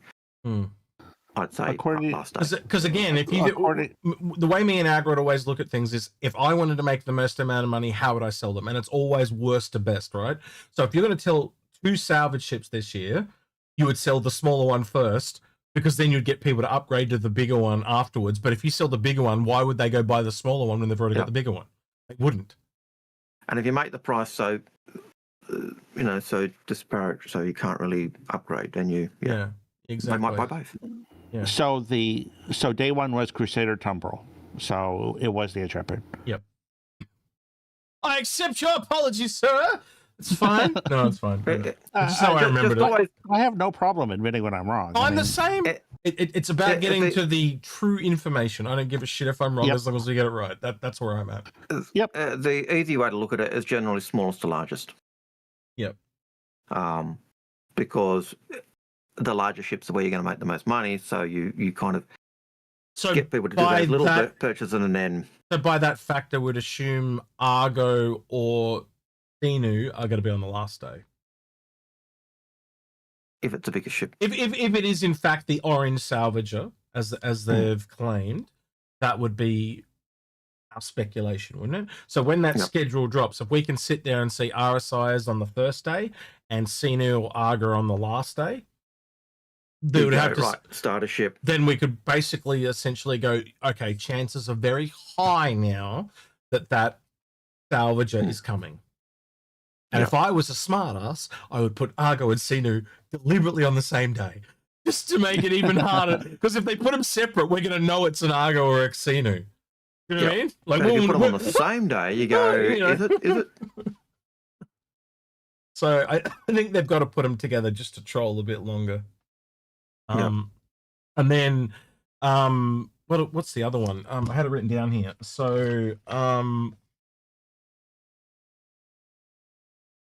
what are the other ones? So the other one, I think they're the medium. What was the medium? I don't have a medium, right? I do have a vehicle. I think it's the whatever that Atlas platform thing is, but I don't have a medium ship. There is no medium ship. Is the medium not the Flappy Bird? See, that's the thing. There's nothing in the files that points to this Flappy Bird. There are 4. Essentially, if you go back and look at the roadmap of last month, maybe I should look at is the roadmap for this month out yet? I haven't looked at it. No, it's 24th. Yeah, so yeah, that's what I was going to say. But when so we should have the roadmap for for this month about the same time that we get the IAE schedule. It should be about the 6th, I think. Yeah. So if you kind of look at that, there was 4 unannounced ships, right? Now, if you go through that, you've essentially we got 3 at CitizenCon. One of those don't count because it was the Paladin. The Shiv hadn't been announced. We never knew what its name was. So that's one. The Stinger, we knew about the Stinger. We knew it was called the Stinger. We've known that for almost a decade. So that doesn't count. So that means we've got one. That leaves us 3 left over, right? RSI Salvager, that's got to be one of them, right? So we're down to 2, right? One of those is more than likely the Sinu or the Argo. The orange salvager. The orange salvager. That's the medium. And I don't know what it is. I've got no clue. It could be the Flappy Bird. It could be anything, but we don't know. So there's only one mystery left, is what I'm trying to say. There is. There's another large that's coming. Yes, and that I don't think that is coming at AIE. I think that's the December ship. Okay. And that's the Hermes. You're talking about the Hermes, yeah, the Apollo variant. Yep. Yeah. And I think because you've got a large salvager. It could be, I could be wrong, right? But I've never seen them sell the same size of ship at a sale like that. They cannibalize each other's price point too much. Yeah, they want to maximize the sales on those big ships. So doesn't mean they're not going to. No, it just means that we're looking at what they've usually done and taking as much rope as we need to do what you do. There's a few people agreeing with you, Lemming, about the Flappy Bird and stuff, right? But the thing about the Flappy Bird and the Sinu medium that are left on that, you got to remember when they talked about it at CitizenCon last year, they said going into production. They never said it'll be out in the next 12 months. They just said production. So you've got to put a massive question mark above both of those. And knowing that they've talked about a large orange ship that's a salvager, if they brought out a consolidated Outland, just as an example, I think that definitely rules out the medium Sinu coming. Yeah. That's just my take. Yeah. The other way you could look at it, right, is just to give another example. Say the medium Sinu came, then I'd probably say the Hermes is coming at AIE, and the large salvager drops to December. That's the other way they could do it. So you know how we just said 2 larges? I've just moved the other large back there, which then leaves room for the other medium to move forward. So that could be, you could have something there in the way you've put that, if you get what I'm trying to say. Yeah, no, yeah.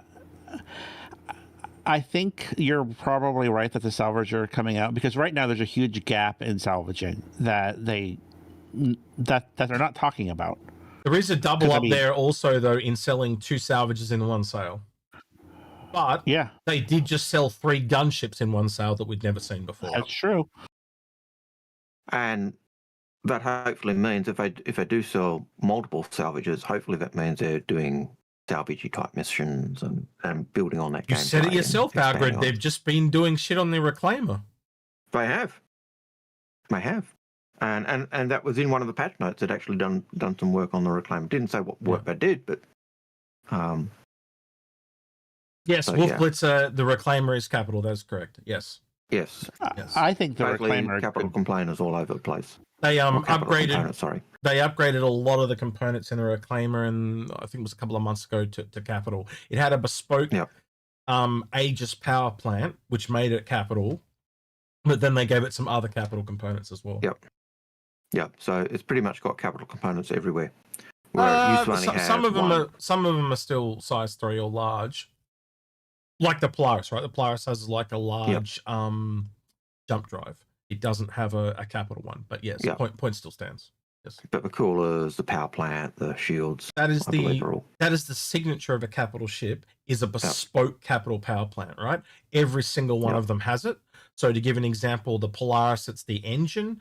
The Reclaimer is the power plant. I believe there's a power plant in the Idris that's like that as well. And I'm going to point this over to Algared, and he's going to tell me the 890 jumps is, I know what it is, but do you know? Yeah, I can't remember. It's the engines. Got one. They go down the side of the ship. Remember those really long tube things? Yeah. Yep. They're all bespoke. They're all modeled out. They're all physicalized, and that's in the ship. That's what makes a capital special. Yeah. And they're the bits that can't really be swapped around. But yes, so there's that, and so Reclaimer was always a capital ship, to pick up Damon's point. Was it Damon? No, Wolf Blitzer. So it was always capital, always had one, but they actually added a number of capital plants to it. And then part of that was they added PDCs, because I think at one point they'd even promised that it had PDCs. So it got them. And I think the Connie got them as well because Connie Phoenix got it as well because it had been promised. And I'm pretty certain if it hadn't been promised, John Crew would have said no to both of them. Yep. So I'd agree with that. I don't think the Reclaimer really needs them. I think it would have been far better to just put that under there. Yeah, it might have been promised, but okay. If it like this whole thing about promising and then not backpedaling thing is a bit weird because like let's look at it in an extreme factor. And I know you know a lot about the ship. I don't want to go on for a long period of time, but the Phoenix, you can't physically do everything that was promised. No, it's just not possible. No, well, you know the classic is the engine size, which was originally promised. Yep. If you put the engines that were originally promised, it had Bengal size engines. It was. Yeah, it's like what was it, size 10 or something like that? Or I think it was size 9 originally. Yeah, something stupid because massive. And this is before there was a lot of changes too, so you could probably skirt around that. But even the things like it had so many things in it that you just don't have the space to put things in it. It's already cramped as is. Why would you want to make it more cramped? And that was before it got fattened. Yeah. You know, like the fattening of the midsection actually made made a lot better. It actually gave gave you characters a chance to walk around that area, for formal, that fancy area without getting caught up in geometry. It actually made the Ursa be able to fit and open the side door. Lemming, you're a bit of a luxury person. Do you think less is more with luxury, so to speak? Like, as in the elegance of space, the artistic appeal, that type of thing? I think it matters on the purpose. So, like, I think that the 315 in particular is a perfect example of a luxury small ship. Yeah, I'd agree with that. Because it has space, it has good use of space. It could have better use of space, but I mean, it can't be perfect. You get what me and Algared are saying then about the Phoenix, then, because it doesn't utilize its space very well, does it? I think all of the Connies need to grow at least to the size of the Apollo, if not bigger. I don't disagree. I think that it's just simple. The Phoenix widening was probably one of the best things that happened to a Connie because the Earth actually fits. Agreed. Yeah. I half expected that to happen to all the Connies, all of them to get fatter just to that. I wouldn't be surprised if somewhere down the road they don't take the Apollo and use that as to somehow grow it into a grow it into a Connie. A rework Connie. Yeah. Yep. Yeah, I wouldn't be surprised to see that. I'd still like it to have that Connie look, but yeah.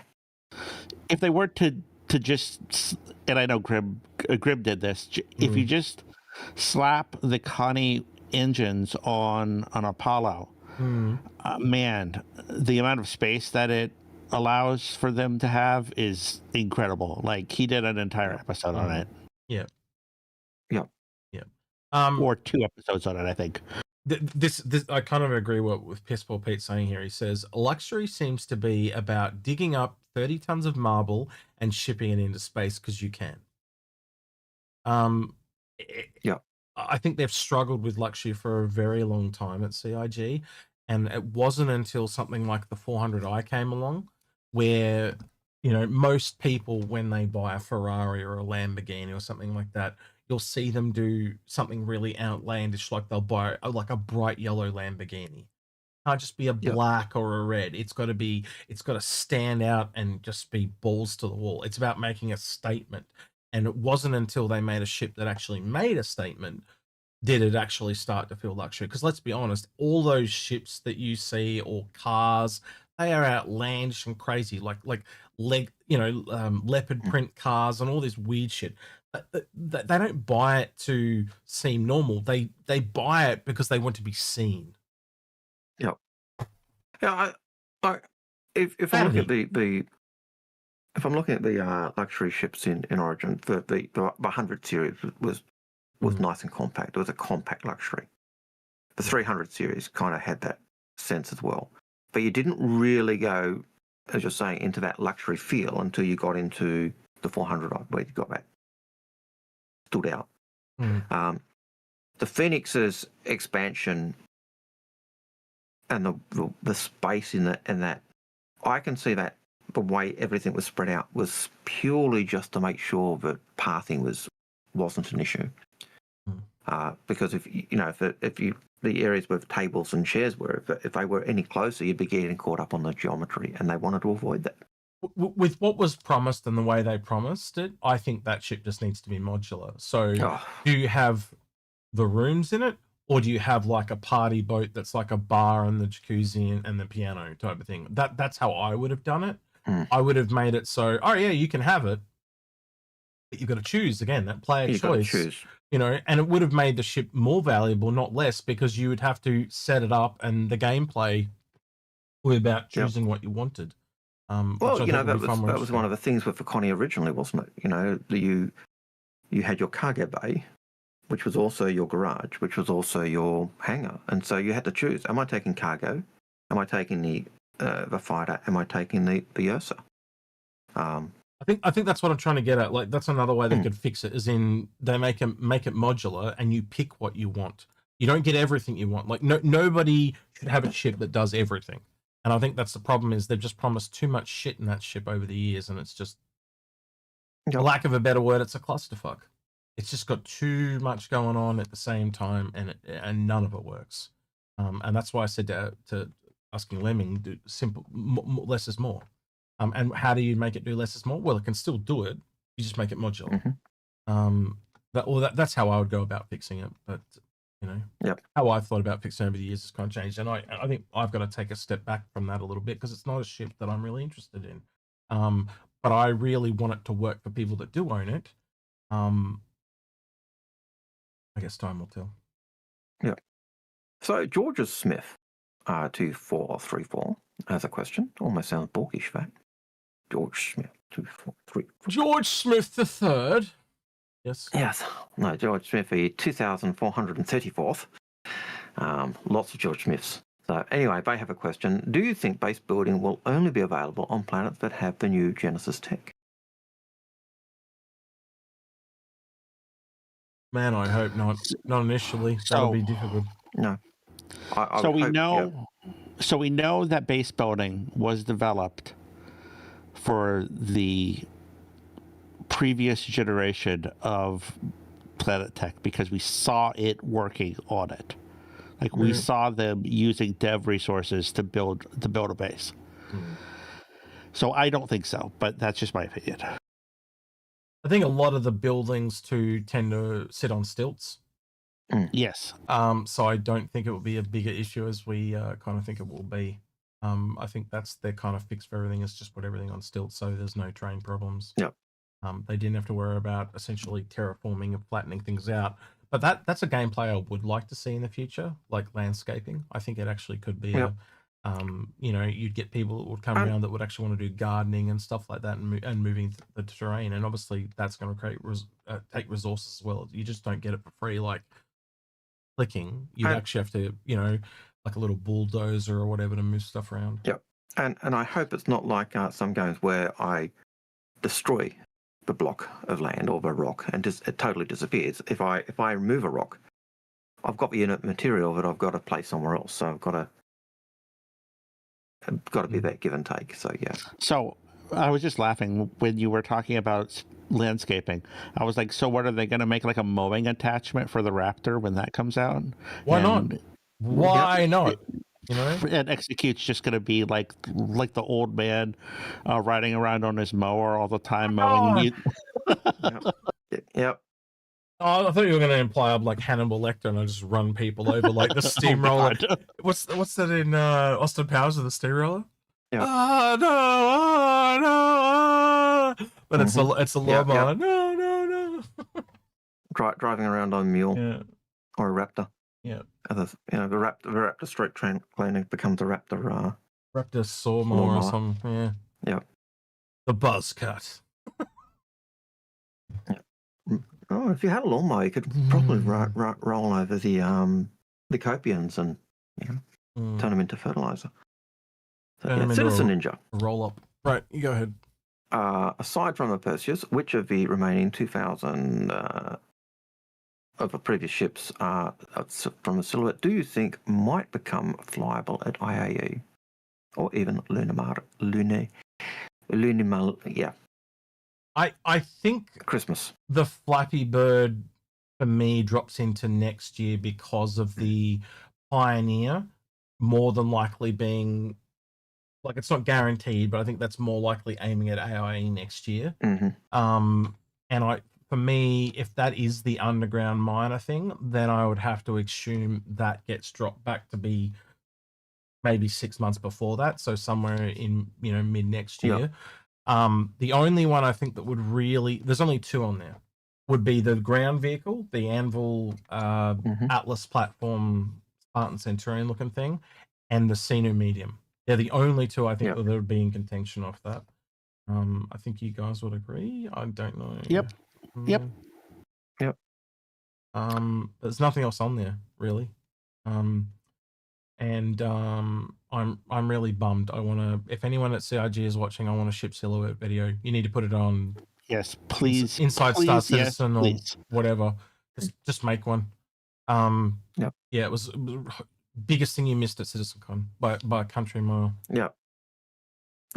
We need our content producing blue screen or orange screen or. Yeah, there was a massive, well, not a massive post, but there was a post started by someone on Reddit. No, what was his name? God, I'm having a brain fart now. He's gonna hate me when I remember what his name is. Oh God, brain fart. I am so brain farting on his name right now. Was that the one where it said, "Where's my ship sneak?" The Silhouette, because I do so much of my content. Oh, just his. Yeah. He was talking about he would have to. No, not the Twitch one. Well, he talks with me and Grim all the time. I'm just having a complete brain fart. I can see his name, but I can't speak it. It's and I'm in Thingo mode, so I can't see his name. Great. It starts with T. That's all I had before. But it wasn't just one person. Trispone. I've seen several people. I remembered Trispone. That's what it is. But lots of people I've seen have complained about that lack of a video. The Silhouette video, because it does, for any content creator, it gives months of. Not just content creator, like even a regular person, it hypes you up even for all the shit coming. It's like, it's an excitement factor. And one of the messages I got during CitizenCon was someone was at the DC CitizenCon with John and Ben, and the very first, he said, "Is there any questions you want us to ask him?" And the first thing I said was, "Where's the Silhouette video?" And they literally replied within 5 minutes and said, Disco didn't ask for one. Told me everything I needed to know. I'll leave my comments to myself other more than that, but yeah. Right. Oh yeah. Right, next question, please, Algared. Red Samurai. 6586 says, "Are you too excited for the interstellar cargo missions, or is it something that does not interest you?" I think it's going to be interesting because it'll set the groundwork for other interstellar ones as well. I always try, even if I'm not into something, I try to look at what it provides the rest of the game as well. And even like when we talked about the grey market Shiv, like the actual manufacturer grey market, what does that bring to the game, even if you don't personally like the Shiv? There's what's the words I'm looking for there? Like the I don't know. You know what I'm trying to say? Like the good. When life gives you lemonade, when life gives you lemons, make lemonade, that type of thing. You might not like it, but I can see the value in bringing in interstellar missions, because it enables you to make certain systems have an abundance in a resource that then they're shipping to the other systems, and that gives a value for everything. And so. Yeah, and it's not just for the whole series, but also, even other cargo ships like the Caterpillar, the Hercules, it gives them more things to do, especially if they bring in the scanning as well. We're going to start needing escorts and stuff like that. I've said it probably 1,000 times at this point, but like once scanning comes in, it really changes how this whole game works, and I don't think people are ready. Like up until this point, you've been essentially being able to go around doing stuff solo. That is about to drastically change. We're seeing things that are coming into that effect, though, right? Where they're putting mission boards in game. Why would they need mission boards in game when we could technically just use the mobiGlas right now? Because you're going to be able to go there and say, I need an escort. I need an escort because they can find me now. That's why. So yeah, we're about to. We've all been playing in our own little cells with little grouped opportunities. It's about to change to you're really going to want to work together, like a lot. And then you put the different security areas on top of that.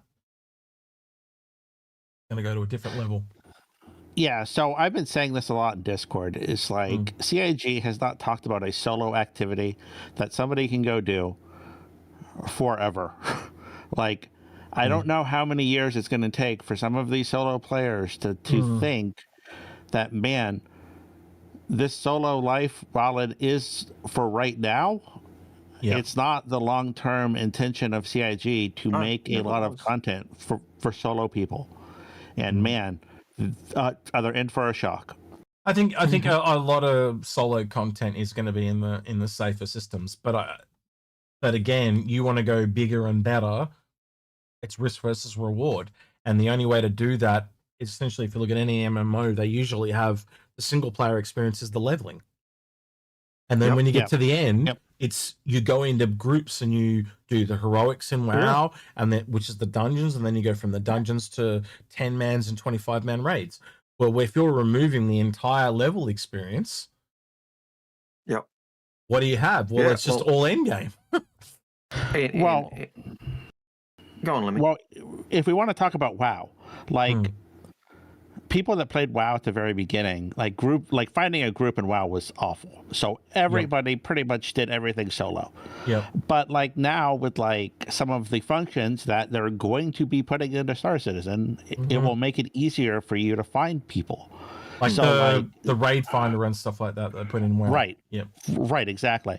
So like while you're a solo player now, like that's going to become really hard, and it's just going to be flat impossible to do some of the stuff that's coming out. Agreed. Really agree. And I think there's a reason why Nyx is going in third, because you essentially then have those 3 different security levels without them officially having to kind of lay them out. Stanton's high sec, Pyro's low sec, and Nyx's middle sec. Like it just you don't have to lay those rules down. They're already there, and then as they roll things out, they can. Because I think eventually, and I think we see it a little bit in Stanton. You guys correct me if you think I'm a bit wrong here, right? But you would say that it's probably a lot more lawful, even dystopian in Hurston, as opposed to Crusader and Microtech and ArcCorp, right? So you'd probably say one of those would be a medium, maybe Crusaders like the medium. Microtech are a little bit lax on some rules, but not others. And then I would have thought probably to pick up your point, I would have thought Crusader was a low based on Dave Haddock's views that Crusader are well-meaning, but they can't govern for shit. You get my point, right?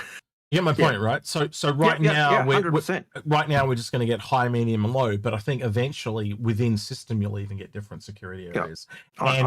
And if you're on a particular moon, obviously Crusader would come out, right? But then if you're over at Hurston's probably going to rock up with bloody everything, and they're probably going to rock up really, really, really quickly, right? But at the same time, if they turn up at your house and you've got a lollipop, sorry, you're off to the gas chambers or whatever, because you're not allowed to have sugar on Hurston or whatever their utopian law, dystopian law is, something stupid, right?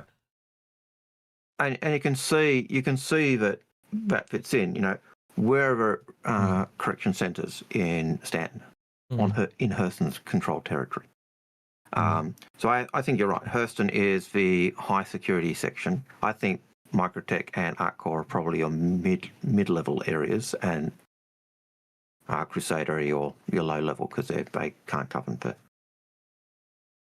crap. Even their new police station is still not online. So, all right. All right, so I mean, next part of their planet is getting invaded by pirates. I mean, that's not really happening on any other planet in Stanton. I mean, Yeah. Right, we got a first-time chatter on Twitch that asked a question. Awesome. So, Tobe, or XO Tobe, says, as much as everyone is salviating and in or, I think he's meant to say or, about base building, the issue is that those structures will become targeted immediately. Take Eve as an example. No one can own anything unless they're part of a mega alliance. That puts that part of the game out of reach immediately of 80% of the players spending an inordinate amount of resources and time for an org only to watch helplessly being vaporized is not gameplay. What is your take and thoughts on this? Cheers. Well, I think we kind of did talk about a little bit there in the different tech level areas. So basically, that's how they're kind of dealing with it. Like, if you want the higher reward, high risk, then you go into a lawless system and you are totally defending for yourself. That's really what a big org is going to be doing. But if it's just me and Algared and we want to go out the back in Stanton and build a little base, they've literally said they're not going to be destroyable. They're untackable. So they'll be under the planetary shield system, and that just throws your whole thing out of whack. And I'm not trying to belittle what you said, but I'm just saying, like, it breaks it down very quickly. Yeah. So you can literally build. You're not going to make a lot of money though doing it, but you're also not going to be under attack. So you could almost have one just sitting there passively giving you a bit of income, as long as you keep it maintained, that is, right? And then I think most people are going to fall into the middle in that neutral system, because I think they, correct me if I'm wrong, it was they'll never turn up in a lawless system, the security. They'll turn up within 5 minutes in Stanton. I think it was 15 in a neutral place from memory on the slides. Like something similar to that. And that was just them tossing numbers around at that point. But the idea is quick turn up, slow turn up, no turn up. Yeah. So SIG has a major problem when it comes to bases. And since we're talking about this here, in their last time that they talked about base building, they made a comment saying that offline base raiding is not going to be possible, that your base is not going to be attackable when you're not online. That's a really big problem, because they're going to have base mules that never log into the game, or that log in for 2 minutes to I can dismiss that straight away. Okay. So there's maintenance, right? And maintenance is not going to be something that's 2 minutes, right? And the other thing they've talked about is, if you think about ships, when you log out, they've literally said your ship will persist for a certain amount of time before it disappears. So bases won't do that. No, they do it in other games already. I'm thinking of Ark Survival Evolved. If you log out, there is a timer before the base becomes invincible, right? And if it's such a problem, think about what they did with the combat logout timers, right? They initially it was you were instantly gone. Then they made it like a minute, and I think it's been extended now to it's up to like 2-3 minutes. It'll be exactly the same thing. They'll just extend that timer. They might even have to make it 15 minutes. Or what I assume it would go along the lines of the security of that sector. So it'd be 5 minutes for a high security, 15 for that, and maybe it's half an hour for a high security. But so even when you log out, you got to know shit is safe. But even as you're saying, there's going to be the maintenance of the bases. So I can remember playing Life is Feudal, and if you built a mine, if you didn't maintain the mine, it would cave in. And it's going to be the same with bases. There'll be a certain point where I can build my base myself and I can maintain it. Once I go beyond that, it's going to be just almost a lifetime of just constant doing it if I don't have people helping me. Yeah. Because it's the same. It's the same thing. Like if you have just me and Algared doing the base, that'll be kind of fine, and it'll be small and manageable. But as soon as we try to have too many people in a small base, it's not going to work for things like there's not going to be enough oxygen or whatever it is. There's not enough food to go around. So you have to scale it to fit to the size of your organization. But then on top of that, it's probably going to be a 4 times maintenance job if it's 20 people. And then all of a sudden, are we getting enough resources? No. Well, okay, now we need to move this into a medium security area because we need more resources or make more profit to manage it. it's going to naturally want you to move into the lawless area the bigger and bigger you go. It's really evident to me. You can see that progression. I don't think you're going to see many space stations in a high security area. I just don't think it's going to be a thing. But for the cost that's involved, I just don't see it. Yeah, you'll see little houses, like little startup houses and stuff like that. You know, the mum and pop little outposts, and that's why they're going to be invincible, because again, they're not going to be able to be online very much. You know, they're just starting out. How many people have we seen the starting players essentially get this shit raided and all that? I'm sure there'll be people that do that, right? That's their thing, going along and teasing people. But again, their buildings are invincible. Once they get inside, like, you might be able to kill them and steal their gear, but what are you going to do that once or twice? And then they're not going to have gear, any kind of gear, or they'll just log off and wait till you disappear. You know? I don't really see it as a massive issue. I've seen it in other games. At this point in time, I just don't think we're at a place where something hasn't been thought of. And we're talking about people that have invented so much tech beyond what other games have done. They're not gonna go for half-hearted. And if it doesn't work, the community will tell them and they'll rework it.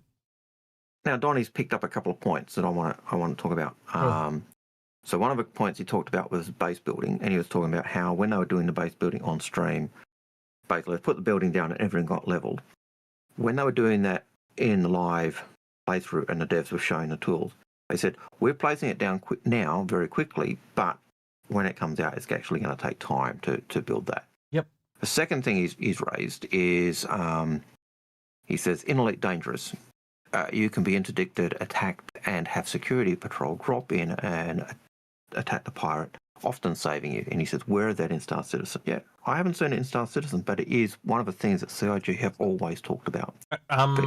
We have fleets turn up for massive, when people get criminal stuff. Like, I've seen it only recently. After a certain amount of time, a javelin and a hammerhead came in, and they're attacking people, and that's back in the last patch. I saw it there, but it had been in patches previously. It's like they turned it off and now they've turned it back on. Yeah. So I hadn't seen it, but I knew it was something that CIG had talked about, and they'd say, if you last 5 minutes, then the fleet will, the Navy will turn up, and more will turn up, and they'll keep turning up until That's for space stations, but it would be similar tech. It's just turning up to you instead of turning up the space station. Yeah, and so so you can see that there, and it is going to be there. It's not there yet, but it is there. It is what? Dear me, it's swallowed a frog. Yep, it's certainly what they've planned for and where they're going for. And as you said, this is why you don't wear green shirts, Algared. You don't see the frogs climb up your shirt and jump in your mouth. Absolutely. You're warned. It's not green, it's blue. Oh yeah, that's what you tell everyone. But yeah. It's blue. It just doesn't. If it was fully green, it would be totally invisible and not just like your green hair, Algared. You're not actually bald. You're wearing green hair. I know. Right. Yeah. Hope, thank you for the tier 1 subscription for 6 months in advance. So we'll get him around for the next 6 months. Oh shucks, golly gosh, gee whiz. But yeah, it is that aspect of dang, I've lost my train of thought now. Frogs. You were talking about frogs. No, you actually made me lose my train of thought by going to the frogs. But with the base building and stuff, it is that balance and even the security turning up. There's that it will happen, and that's the point. CIG have said they want that, and when you consider the tools, as you were saying before, that they've developed, which no one else has, because they want the game to have that real immersion type feel. You can't imagine they're not going to come through on that. Yeah. So I've got no concerns. Yeah. It'll happen. Yeah. Every concern we've ever seen, essentially they find a workaround or a fix or a readjustment. So yeah. So right. Next one, Algared. Red Samurai, or was that? No, we did that one. Yep. Robert Vol says, do you think the orange salvager will be cheaper than the reclaimer, or will the reclaimer go up in price to make room for it? Well, I think we talked about this before, but yes, it could be either or. I tend to think because we know the reclaimer needs work. Mm-hmm.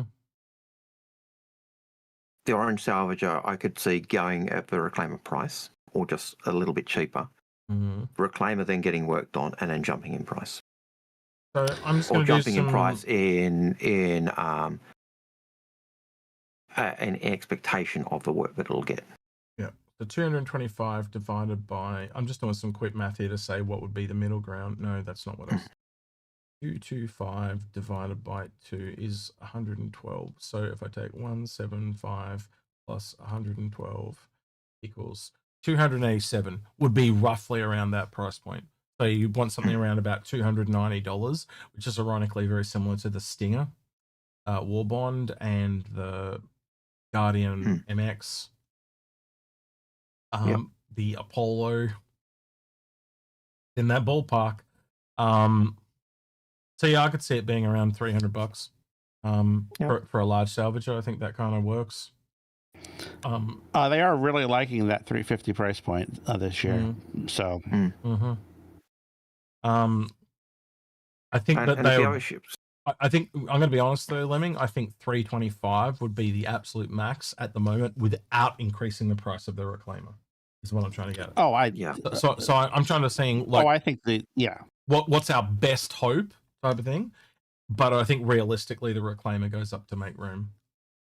I think they. I'd have to think that the large salvager would be the 350 fitting into that current price they've got, and that the reclaimer goes up in price with the expectation either in preparation for its rework, or a step that indicates it's getting a rework. How much is the Arrastra? Arrastra is 575, which is the old price of the Orion, which is now 650. Yeah, I could see the reclaimer having the same price as the Arrastra right now. It's kind of funny to think the reclaimer started at 350 and only went to 400. I know. Yep. And the Orion started at 325 and is currently double that at 650. I just think that's ludicrous to me. I could see, as I think Lemming was about to say, I could see the reclaimer going up to 5, same price as Arrastra, and then eventually going up to the same price as Orion once it gets reworked. If it gets reworked. I don't think it'll go that high. I think that would have been applied already, to be honest. I think it would have been. I think they would have already. I would have hoped that. It's always possible. I'd never say never, but I think it's highly unlikely. Depends how. Yeah, I suppose it depends how much they want to limit it. How much do they rework it? If they turn around and said, "Oh, we're going to do a massive full rework," I'd go, "Oh, well, the price of that's going up." If they just touch it up. One of the things that surprised me is with the engineering stuff for the reclaimer, it still doesn't have, even when they've done some work, and they've got all the hatches opening up, it still doesn't have fuses. It's one of the things that really sticks out. And that's one of the things that also does make me think maybe it's getting a full rework at some point. So, no. Enough rope to hang ourselves. Wait. Yep. Someone's saying the Arrastra is 525. I remember it as that. I don't think so. I think they corrected themselves. Because I think it is 575. So I remembered it. No, I don't mind being challenged. I'm going to go check it. I don't have my brain to pledge. 375. War Bond 525 though, so you were kind of half right, I guess. Well, I might have bought it when it was War Bond. Yeah. Randy Durnell, 1824 says, "What do you think of a final price of a Perseus will be? My CCU chain is at 440. Wondering if that's a bargain." If anything under 675 is a bargain. Anytime you get a discount. So until last year, everything had been between 10 to 20% increase, and then the Polaris came up and we saw a jump of 30%, but also we saw the Apollo came out and that only jumped by 5%. So we've now seen two outliers, but I'd still say, speaking generalistically, you're looking at a 10 to 20% increase. And I think we worked this out previously. It was, I'll do it again. Hang on, I'll do it again. Just give me a second. I'll do it on the fly. It probably has to land at a price point too. So if So if I was betting on it, I'd put it at 750. So 740 to 810 is what I remember it being. Somewhere in there, that's between 10 to 20%. And they don't tend to roll prices down. They tend to roll them up. So I'd probably say 745 to 810. But for some reason, up at that price point, they seem to like quarter pricing. And what I mean by that is they like 25, 50, 75, 100. So I'd probably say it's going to be 750 and 825. That's kind of where I'm thinking. I don't know if you boys agree with me, but that's kind of where I'm at. 750 or 825. Yeah. For those two. Well, 825 would be a new price point. So I think 750 would be far more likely. Mm-hmm. Mm-hmm. But then again, if they do have a new price point, you've got more CCUs. So, but again, as you said, they're locking those down. I'll have to wait and see. Yep. Maybe they were too aggressive with the Polaris last year, so maybe they roll it back. But tends to be the ships that we've seen most aggressively priced are the combat ships. And the only reason I disagree with you, Lemming, I'm going to remind you of this, Lemming. Star Citizen.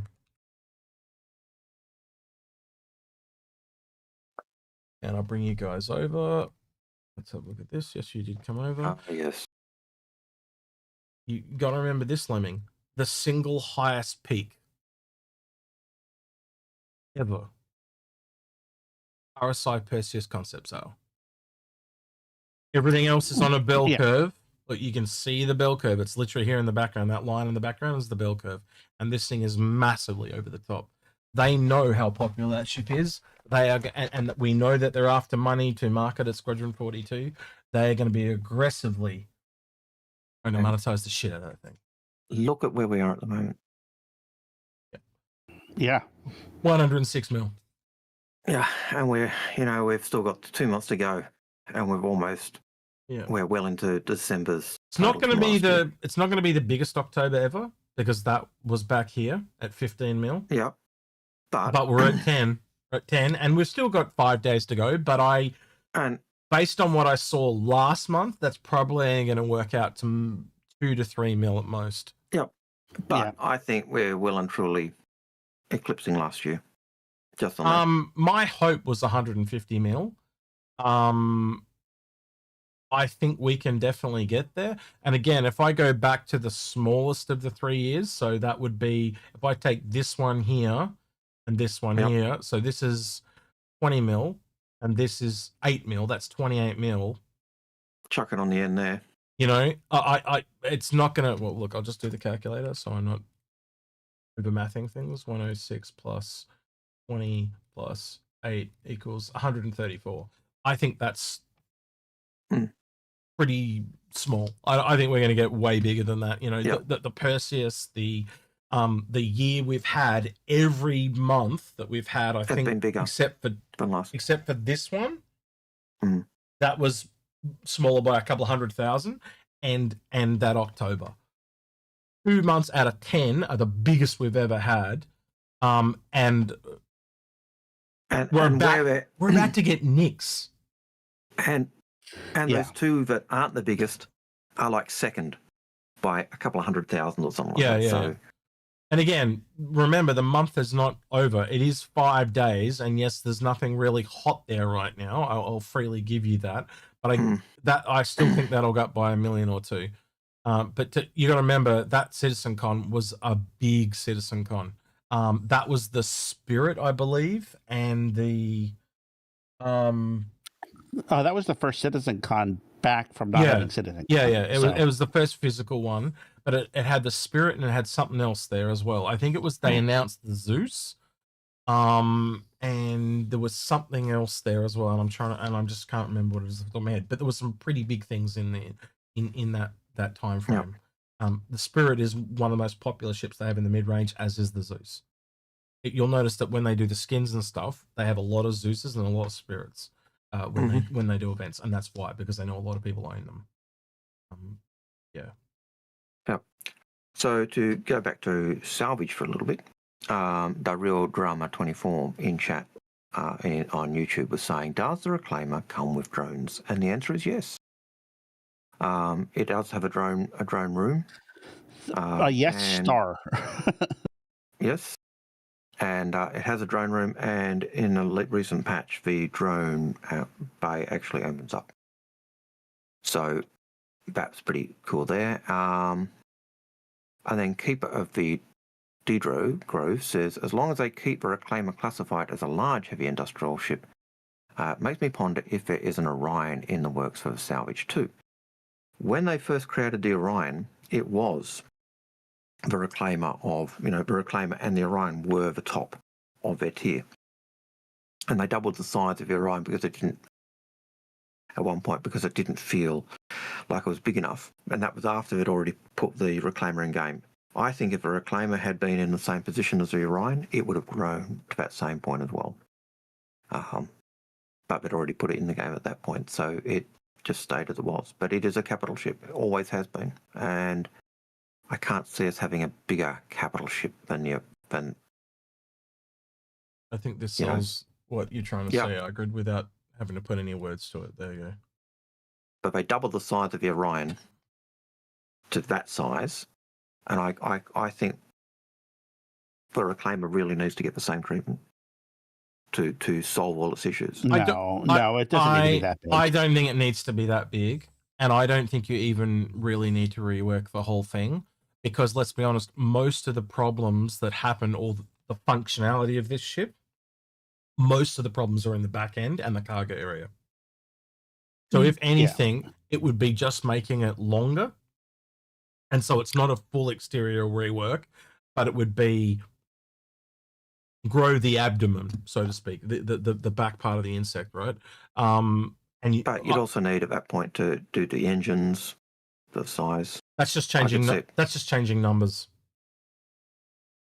You don't have to physically redo them. You got to remember, it is a video game. They can still use the same components. I can see where you're going. You could go down that route, but realistically, I think you just need to rejig it so it uses 32 SU cargo containers instead of 16. And I think that basically means the cargo, you need a better way to load it on and off the ship. And I would just, at the moment, they've got that central elevator. I think that elevator need to be reworked into a personnel elevator, and then I think you need something at the back of the kind of, where the other one comes out, something that kind of unloads it directly out of the back. And the cargo bay probably needs to go under the abdomen. It needs to be all rejigged in. Just the back part of it is the problem. Is my personal I think opinion. if the back were to open up, like out, kind of like a hatchback, like a station wagon. Yep. I think that would solve so many of the problems of the Reclaimer. But then you just need somewhere to get that down to the ground, right? And again, if you had some kind of, how they kind of, it looked like it was originally going to be sorting bins. If you kind of had that area as the cargo, so it's like directly below where you're kind of working, so you're just kind of essentially passing them down, and then they just stack them all up, and that whole cargo bay just comes down to the ground. A little bit like a cross between the Banner Merchantman and the Raelian. You know how it kind of, something like that, and then you unload it all, and it just comes back up. That I think would solve the problem. But as I said, that is a fairly substantial rework, because you've obviously got to retexture the outside, and as soon as you've got to retexture the outside, the whole thing's got to be retextured, or at least that compartment. And I don't know how it's broken up, but I have to assume that the Reclaimer's broken up into multiple pieces, so it's probably only the one piece that's got to be redone. Like, for example, I'd assume the engines is on a different texture to the body and stuff like that. So when you were talking about doing engines, that's the type of stuff that I think I would rule out, because it just takes more time. You could scale them up though.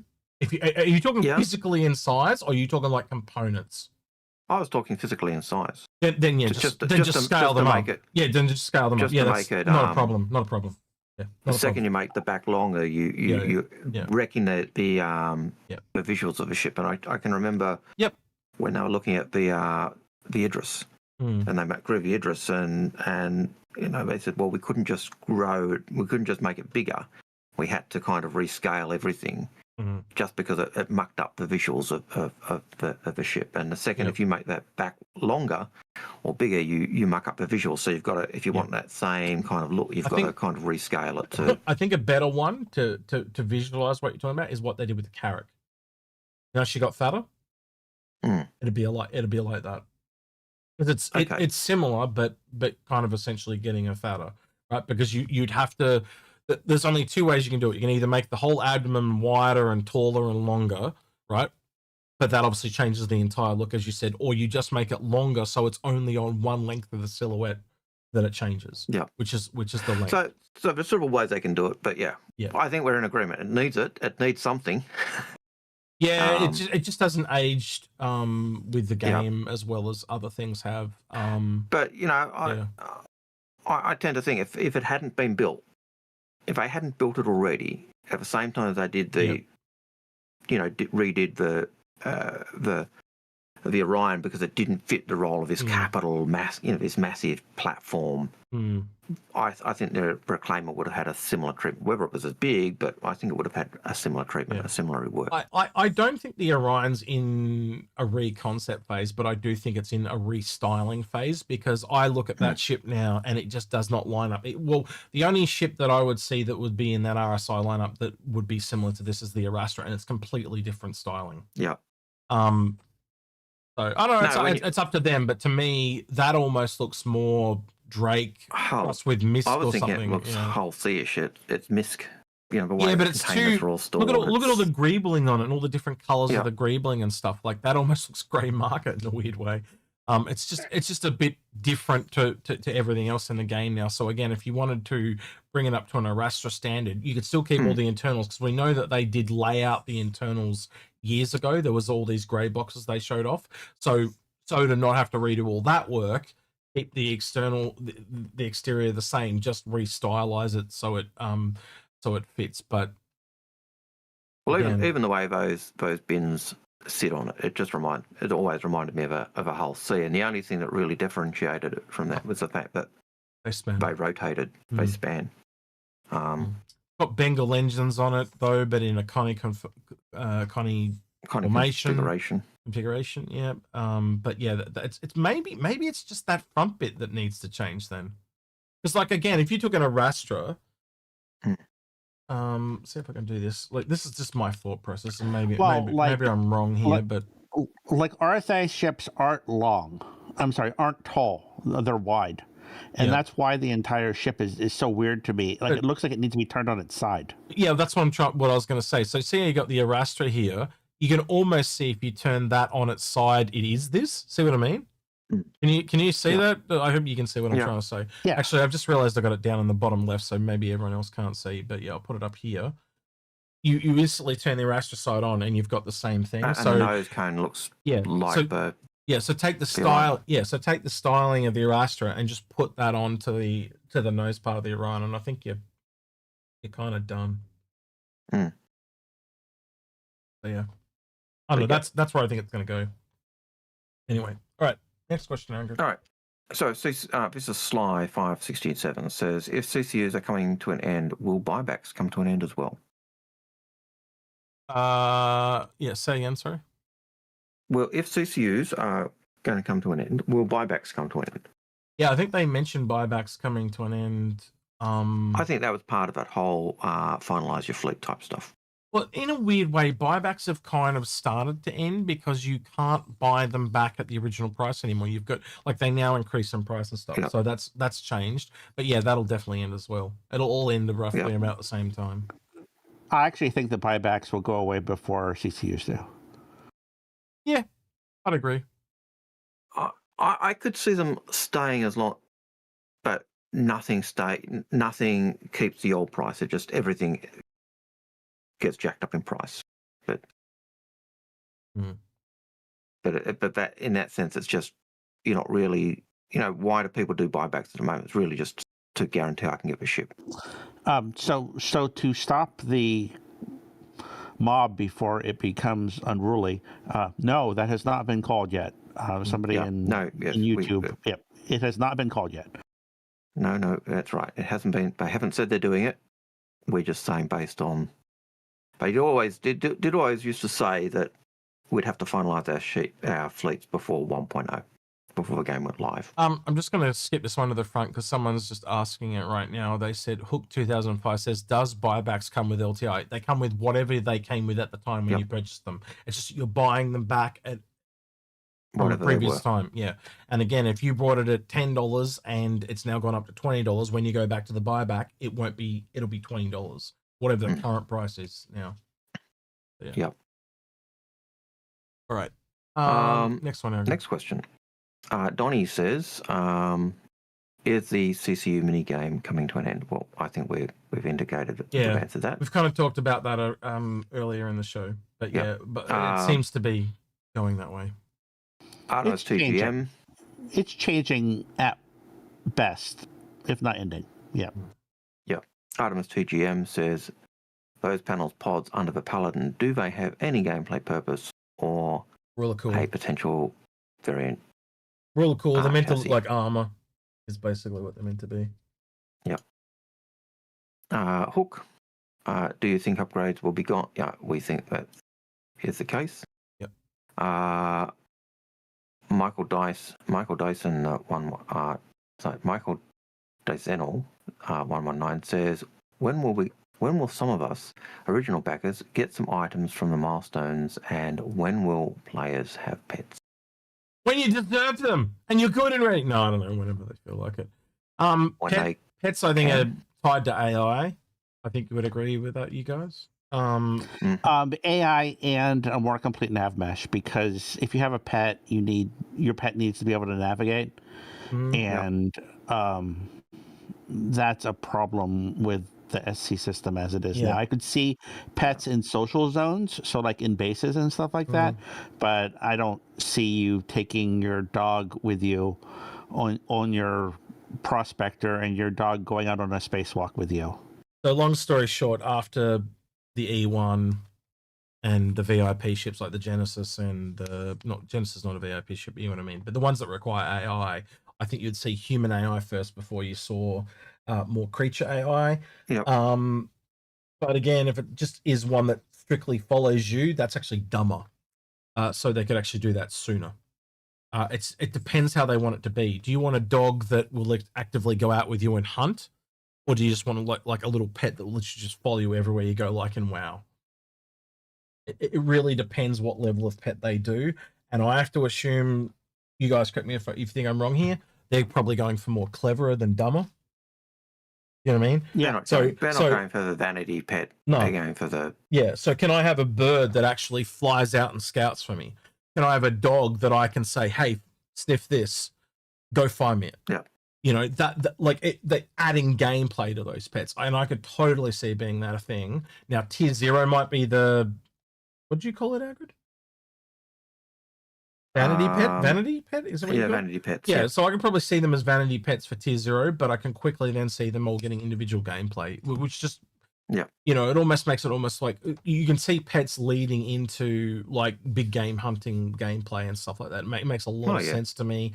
I can imagine a crack squad like SAS style, Navy SEAL style, and they've got some kind of pet or even a drone, or like if you have an animal, it might not be detected by technology, but a drone is. So can you have an animal that does what a drone does? And if we end up having mounts, can you have a vehicle versus, you see where I'm going here, right? There's gameplay connotations there too.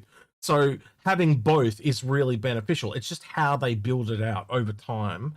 And I think, again, we've seen that very clearly. Start small and they get bigger and bigger. Yep. And so, we'll get them.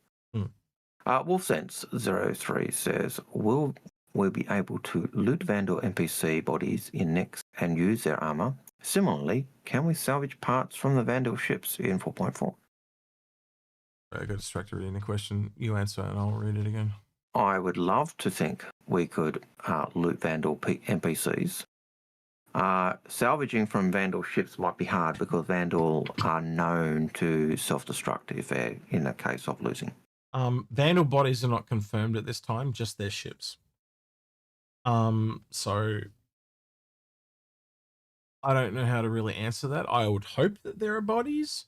We do know that there are some of the things in the loot table, like the Vandal Spearhead, which was the knife at CitizenCon with the graffiti on it, but they've also added it without.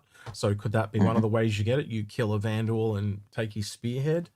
Can't wait to see. I guess technically, yeah, okay. Now, poor Pete Spain, a smartass, is saying Site B because there's the dead Vandal. But what I mean like an active Vandal that you fight on foot, like we saw in the CitizenCon trailer. I would hope that we see them in the verse at some point. If it's not when Nyx comes in, I would hope that it is sometime in the next 12 months.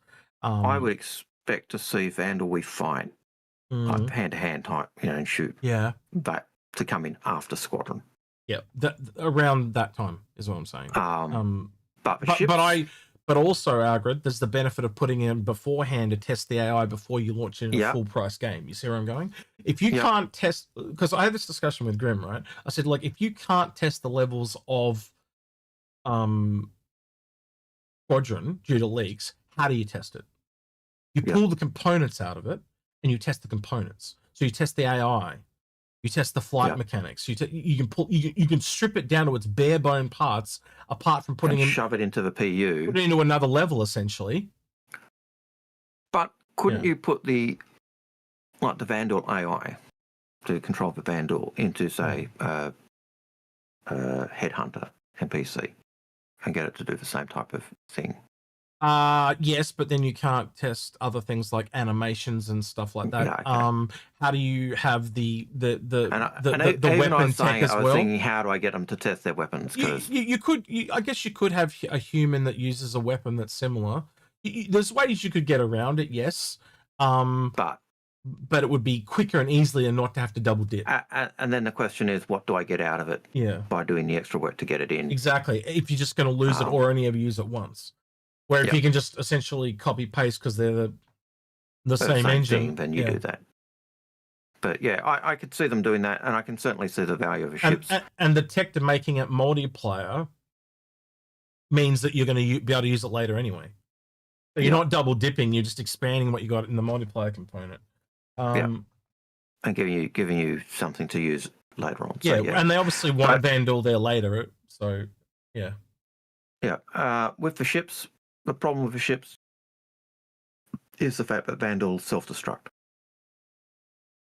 So, it'll be very, very hard for you to get one. I think there'll be.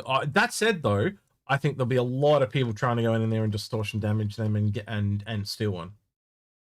Especially that'd be really cool if you could actually get a scythe that's like a real scythe or a real stinger. That's something they put into the game. Well, they did say it would be possible, that it would be hard, but. The thing in lore is that they self-destruct. Like the story behind how we got the original scythes is we came across a Vandal ship where they'd had a critical engine failure that basically killed everyone or incapacitated them before they had a chance to self-destruct. Now there was a thing that I was thinking during CitizenCon, and Pisspoor Pete picked up on it as well. But I want to acknowledge that he thought of it as well. Is there is in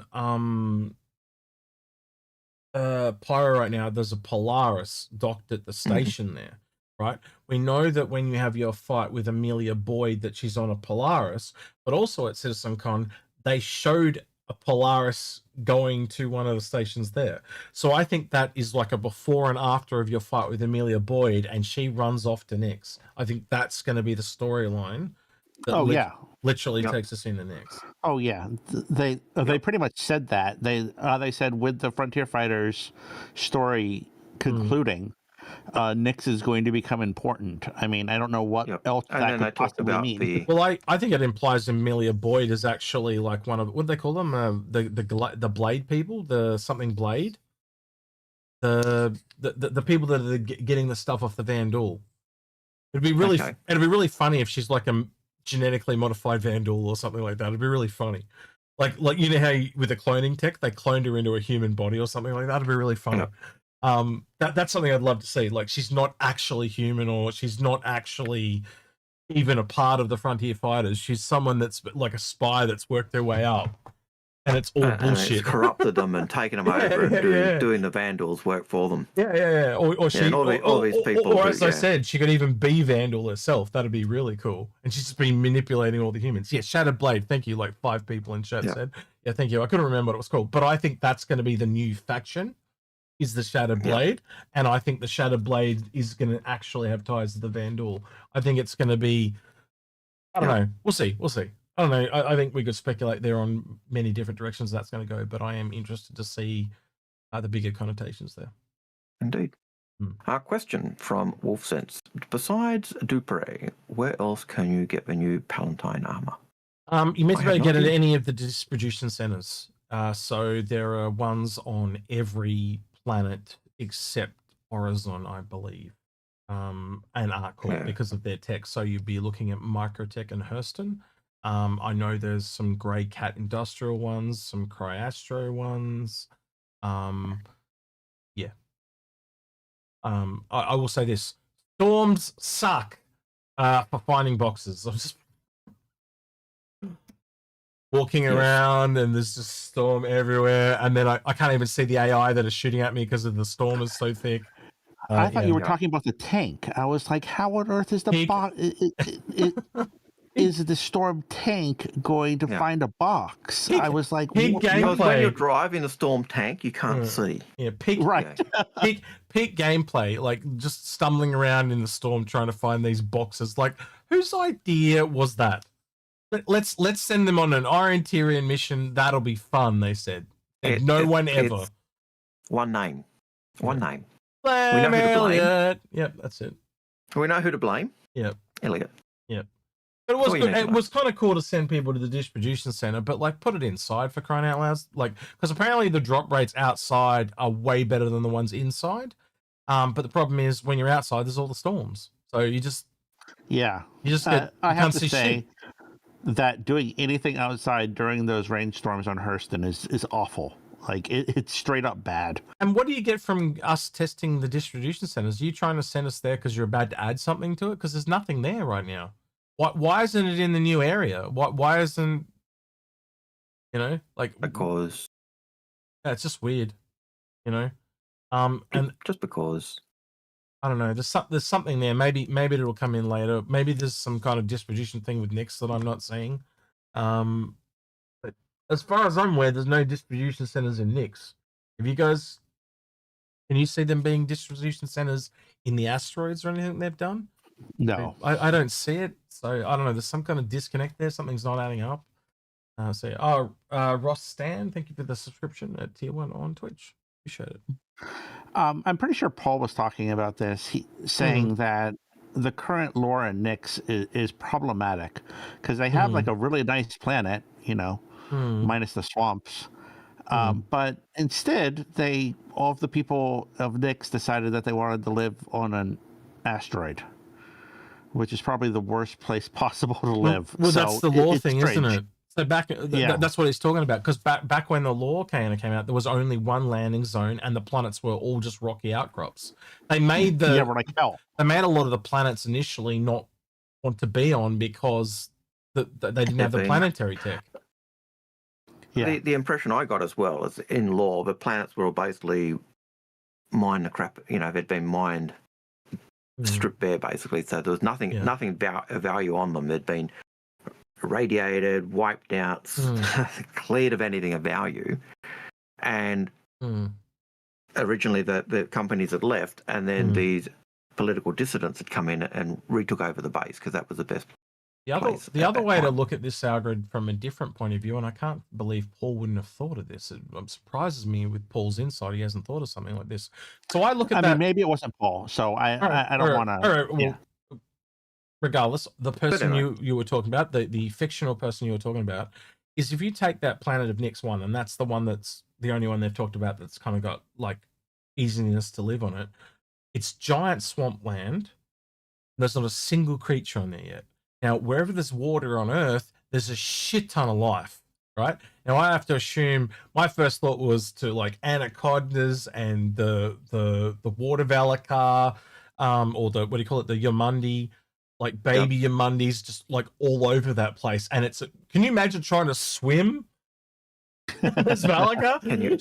Shit, like the gameplay writes itself. Like I'm in a dinghy and it just like flips it over. It's like Jaws 3.0. Like it's like, and then you go onto the terrain and you just add other things. So like, can we go to and I'm just talking just Valakar alone. Yeah, so the whole place is just hospitable. That's where my brain went straight away. You just put so much. No. Yeah, you just put so much bad wildlife on there that they just went every time someone's tried to live there, they just get attacked. Yep. So, it's great. So it's great to visit and hunt there or mine there, but you can't live there because anytime they build a settlement, and in fact, it'd be really cool if there were ruins of places they tried to build. You know, it's like New San Diego or whatever, and you go there and it's just like decimated. It's like they built a city and the Valakar just came in and ate everyone. In the hostile taker of 2949, they just all got wiped out by a Valakar plague or whatever. Yep. And you've seen that type of thing in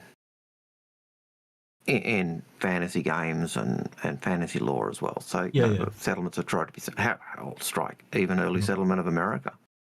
Here lies old man Hurston, who tried to settle this settlement, and he got eaten by a worm. May he rest in pieces. Twitch said gators from space Florida. So okay. Yeah, that's it. Gators from space. Yeah. You know, you had, I think it was Walter Raleigh who tried to establish a colony in the States, and it just failed, just disappeared, just didn't work. So lots of cases in fantasy and life where we've tried to establish places and that haven't worked. So yeah, I could see that. But yeah, it also makes sense that the mining settlement, and I could see if the mining belt is where there were small outcrops of small people, small mining settlements kind of doing their thing as well.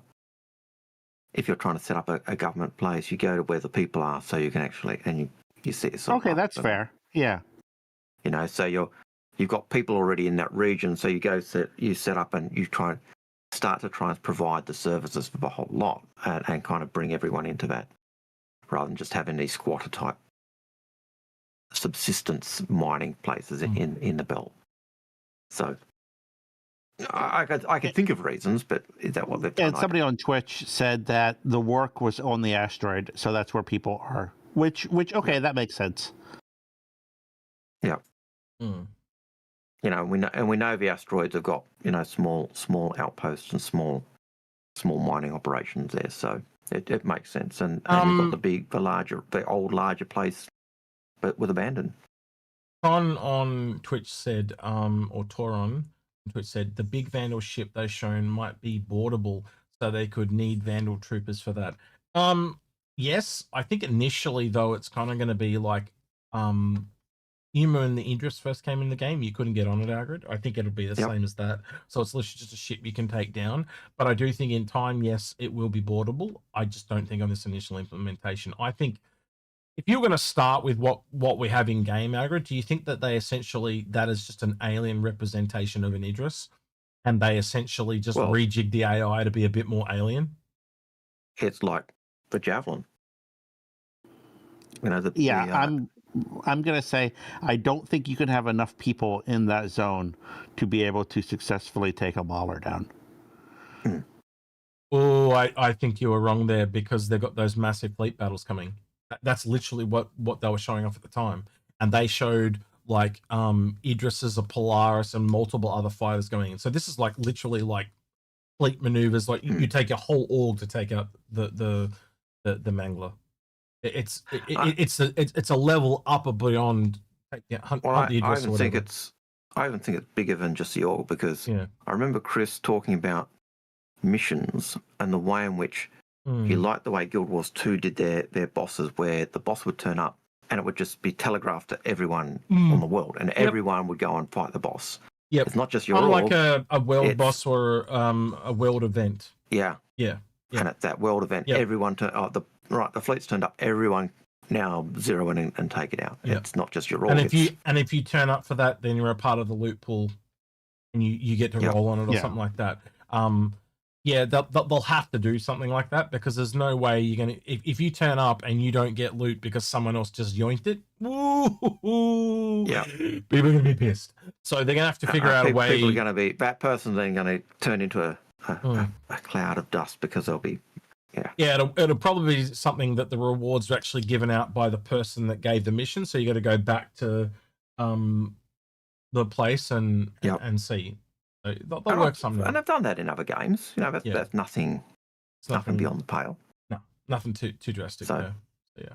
Arch Ralph says, I wonder if Ralph is like an angel of some form, or a demon, or anyway. Do you think we will see the module sets of the Idris? Interesting, nice segue there from your Idris talk. Variants that exist in the lore. I'm thinking of simplifying my fleet with an Idris as home base for small industrial ships. You are looking for the wrong ship, sir. Agreed. You want a Kraken. You literally just described a Kraken. In I would go the other way. In lore they have talked about people using Idrises for cargo hauling and other stuff.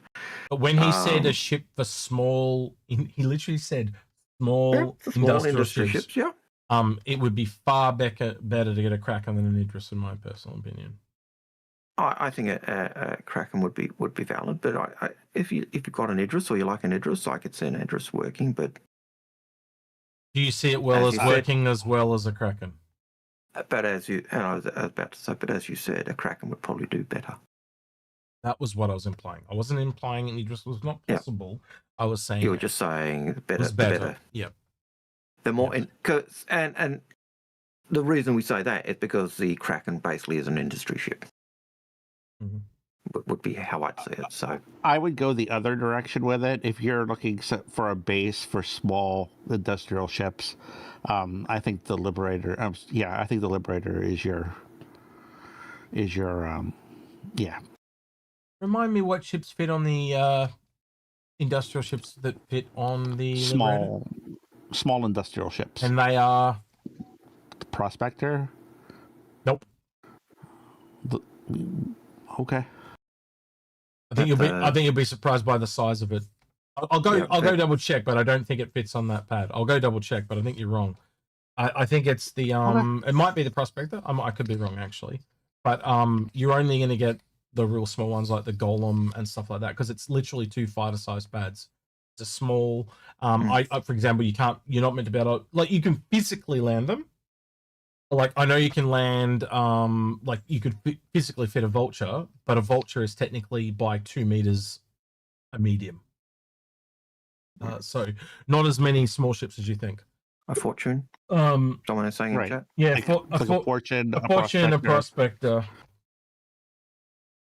But I would say you could get away with Liberator. Depends what they mean by small industry ships, isn't it? Well, it depends. It really depends what comes out of the Krakens in the modules at the end. Like, and what I mean by, I should have said the conversion kits, because I think we would be very blind to not think that they're going to be more conversion kits when that thing is done. Like, we had the K and the M and the P, and then they essentially brought out, what was it, the T and the what? I think it's just a T. T was the only new one. Yeah, the torpedoes. We already had the lasers and the M and the P. Okay, so we had the P and the M initially. Then they brought out the laser. Okay. So taking that, what do you think the likelihood is that we get at least one more for the Kraken when it releases? Yeah, it depends what they do in their remodeling of it, because they did say they were going to go through and relook at it. Well, they talked about when we talked to them, that he talked about there being so much extra ship in the ship, and that they said most likely add a medical module and stuff like that. So, and that's just on the Kraken itself. And that's why I wonder what modules they do, because they depends on what they do as they're building out the ship and going, oh yeah, we got this space, we got this space. If they add those things in, they may not need to do another module or another ship, because they go, well, again, like when we look at doubling. modules, we usually look at a way of either expanding the ship that uses a lot of what it has. Like, and again, if you can put, like I've said before, if they've got one that adds shops, so you could essentially land and sell your stuff to the ships, Yep. But also, if you wanted to make that a small industrial ship very quickly, you just put a refinery on it. Refineries. And then every single Prospector, Vulture, any of those small Yep. industrial ships can literally just convert all Yep. their stuff, and then another big ship comes and takes it all away and sells it. Now, that's one thing I haven't heard that in law that an Idris had, and that could be that I've lived under a rock, but I've never heard of an Idris having a refinery. So that would kind of kill it for an industrial ship. But again, that's just me making up a module for the Kraken, but that's one that I would add. I think it would. Out of all the modules I've heard anyone say, or conversion kits for a Kraken, that's the best one I've heard so far. Yeah, look, it makes sense. 100% makes sense. And with all the space they've talked about they've got on the ship, it again, to me, makes sense. So, yeah. Check my Discord DMs. Anvil Raider, the upper landing pad support.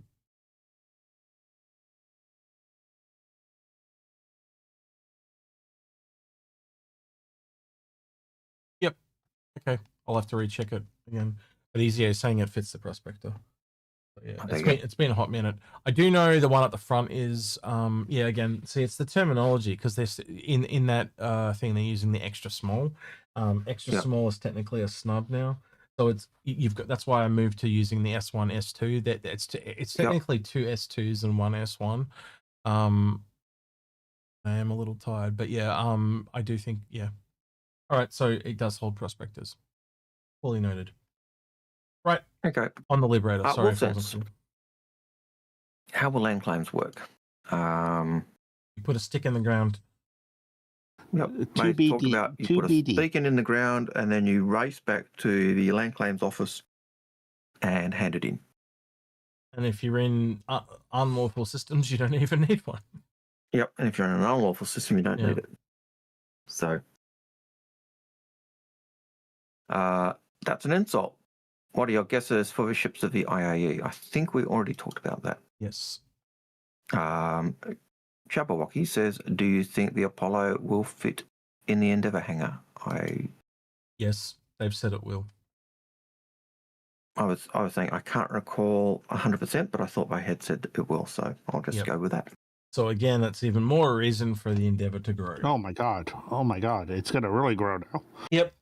Well, it was supposed to take at least 2 Cutlass Reds back in the day. The other thing you got to remember is it's technically only got to grow in one direction. It was the same width and everything. It's only going to grow in the length because it's the same width, the same height. It's just the length that really changed. And technically, it's only the module that we kind of need to grow because it's the module aspect. And that module, because that module's along the bottom too. It just becomes longer along the bottom. It's I don't know. I think there'll be a lot of simplification when it comes to that ship. I think it's going to change a lot. They'll essentially have modules on the top and the bottom, but we'll see. I think you're probably right. What do we say about the Crucible reconcept? I think it's the same thing for that, but yeah. It'll use everything they've learned when they're building that ship. In 30 years. Hopefully not that long. For 30 years, I might not be here. Actually 30 years, it'd be pushing it. Question, did you already discuss the sneak peek? Yep. That's an insult. What are Lemming's favourite ships and why? That's a really hard question. Anything shiny. I think if I just look at what was sold, I think my favorite ship is the 400i. I think. You sure? You don't want to phone a friend? It may be the 600i. I'm not sure. What about the 890? You sure you don't like that one as well? 100i? I have feelings about the 890, and I don't think anybody on here wants to hear those. What about the 200 and 500 rumors of I? Mm-hmm.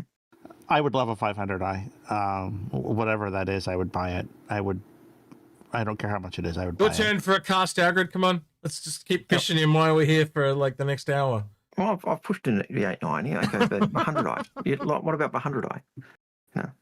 M50. I think the 120. I think the 125 is a fantastic ship for going places. So, do you want a 425A? 425A, yes. 625A.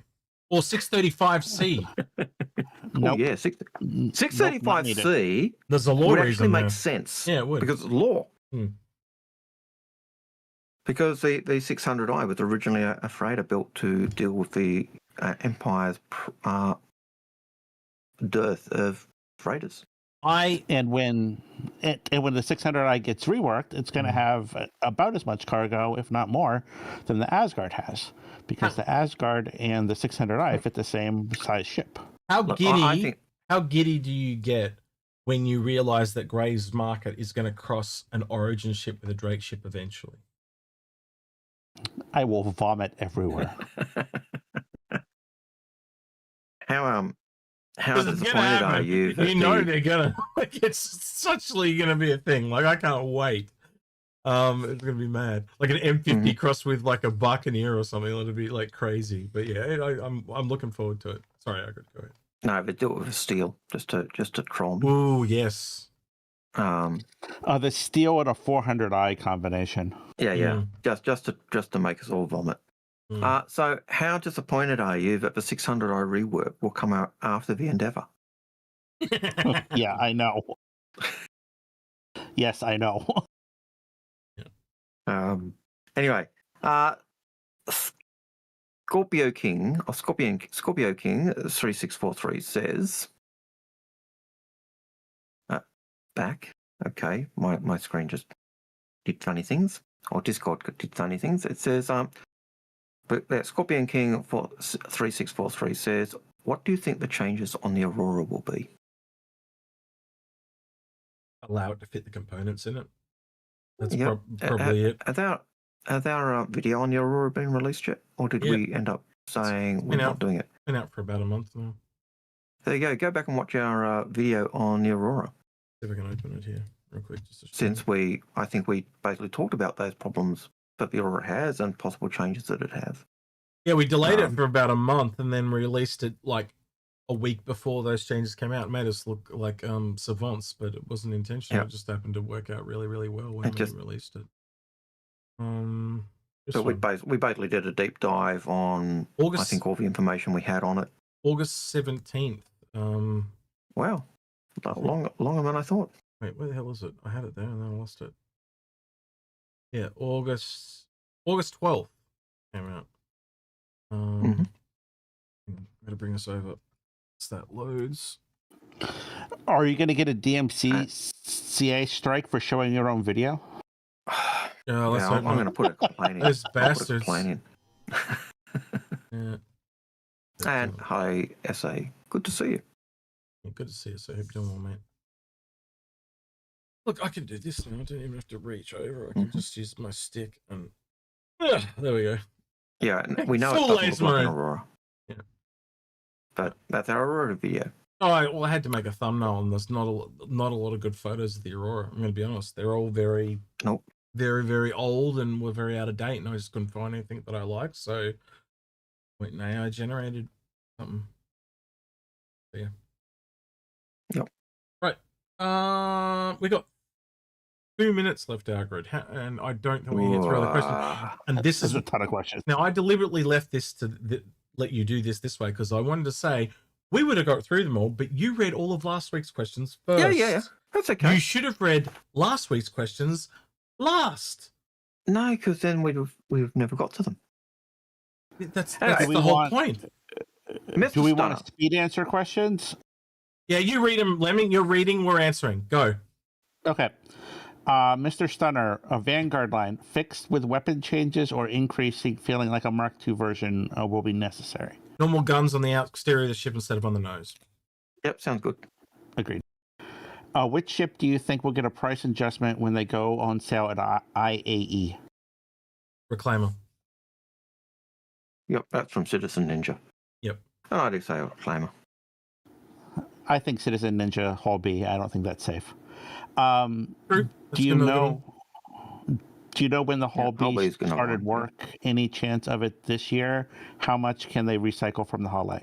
18 months is the turnaround time, but they can also pause. That's why we've got things like the Ironclad coming later than the 18-month window.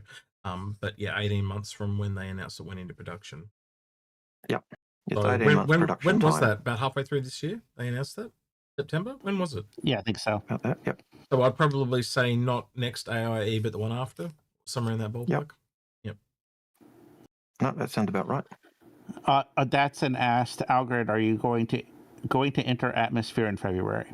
At the moment, no, but I'll probably get one of your El Cheapo tickets because it's in Sydney. I am going. I booked and paid for my tickets last week. Yep. Yeah, I'm good to go. So, Rotten. Oh, I'm sorry. I'd love to, but other things are. Algared, you can say it out Other loud. expenses. Women. Other expenses. Women. Women. Mm-hmm. Other expenses are front and center. Just expensive. Rotten Treats asks, what is your most anticipated concept ship? Ooh. I think we've got to play it safe. I can say Endeavour. Yeah, that was my third fault. I was going to say Endeavour, but Endeavour, Crucible, either of those two. There's a lot of really good ships out there. Like I get asked this a lot. Like what's my favorite ship? What's my favorite manufacturer and stuff like that. I like all the ships. There's just something like every single one of them, even if I don't own it, I still want to see it. I want to still see it functions. And there's things that take off one ship. Like look at what's happened in the last 10 years. They come out and they've just got better and better and better and better. There's connotations for every ship in the game when the next one comes out, because you can see how that's going to, like we were saying before with the Orion, taking the Arastra and putting that back on the Orion. You can see how that will work now. Yep. Look, most anticipated concept ship. Oh, 600i rework. There you go.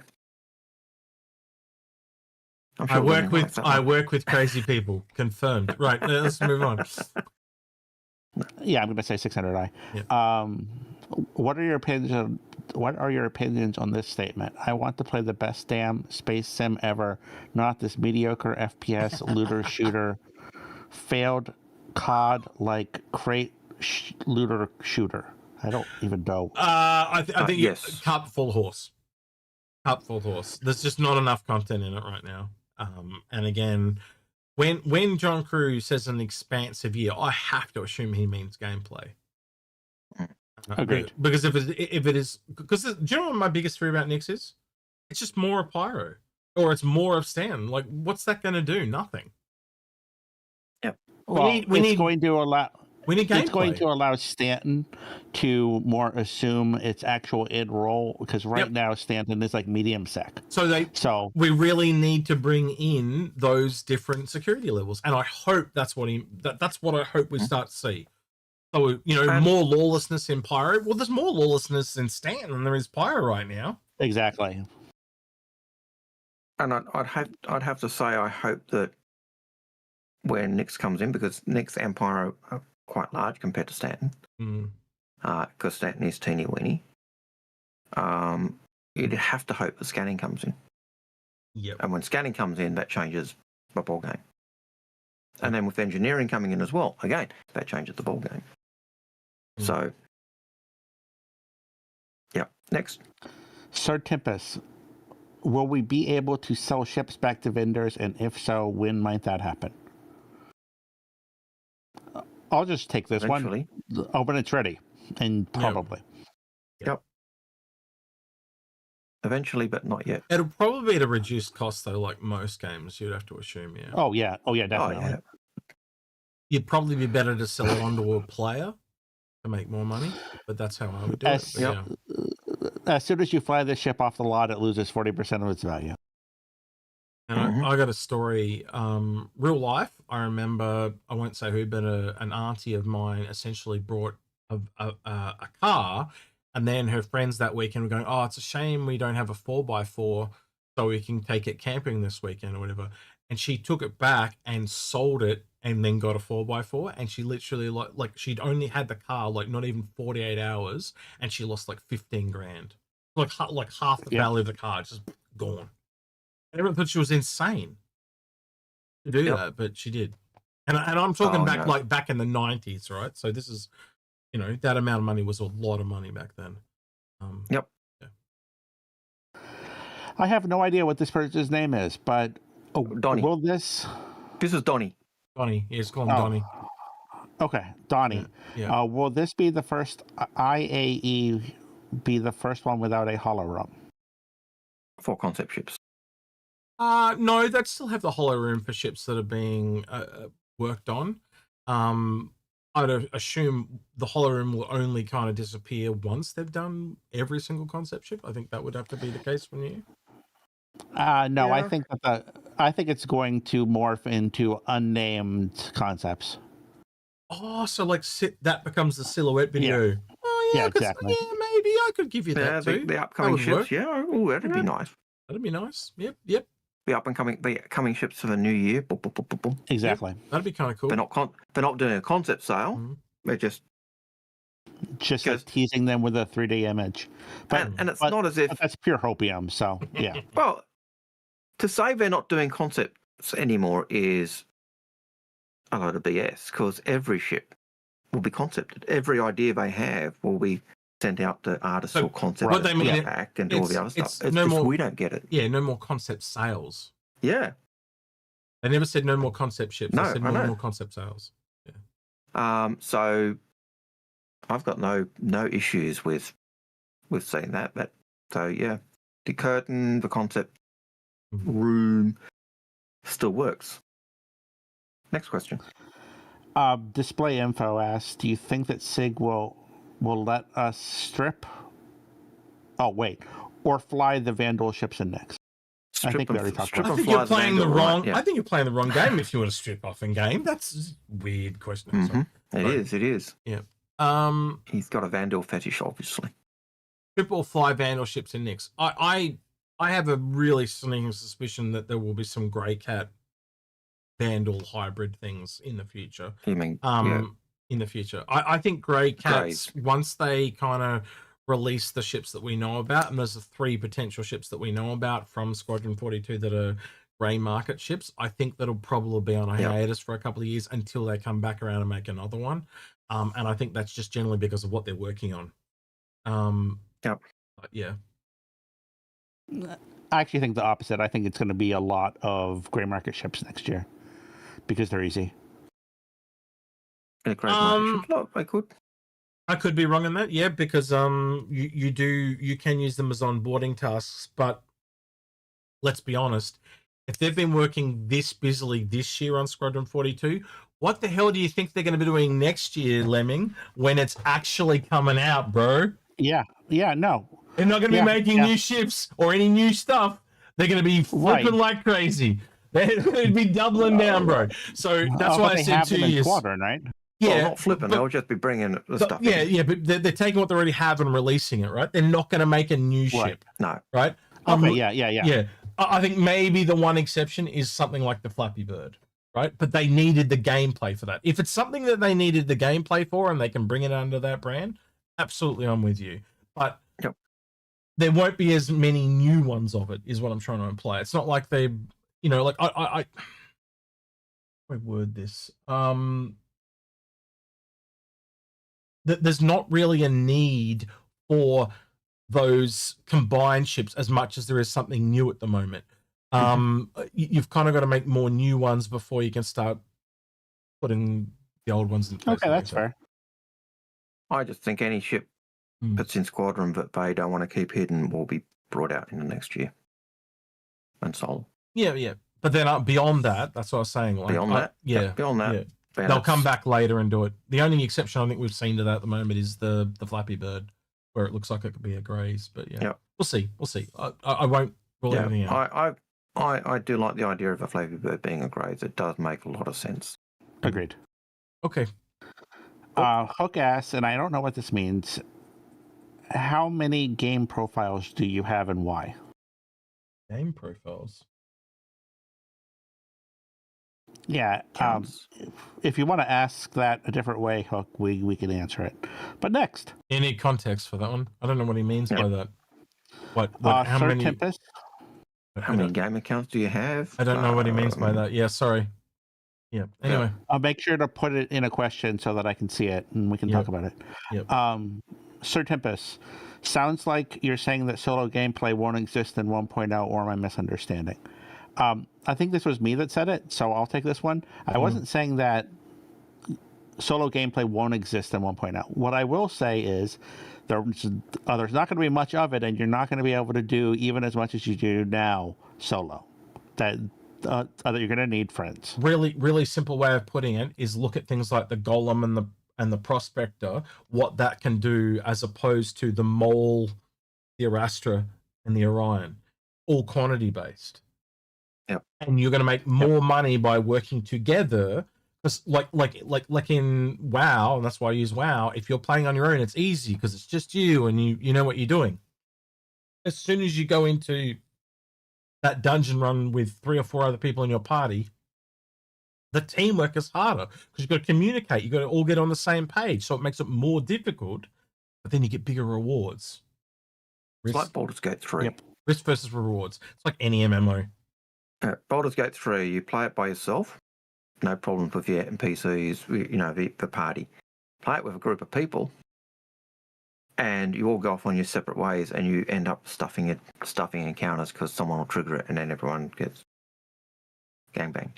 But there'll be a certain point where you'll Clearly, solo up in a Algared larger ship. Clearly, Algared has played the bear scene to know about the gangbang. Oh my! Yeah. Oh my, Algared. Yes. You walked into that one, didn't you, bro? Anyway, well, you will walk into it when you find the bear scene. Let's just say that. I haven't even played it, and I know about the bear scene. Well, I will avoid the bear scene. Oh, good luck. I'm just waiting for that awkward message landing on Discord who goes, "I found the fucking bear." Right. Hook asks, "Do we need 500-meter hangars?"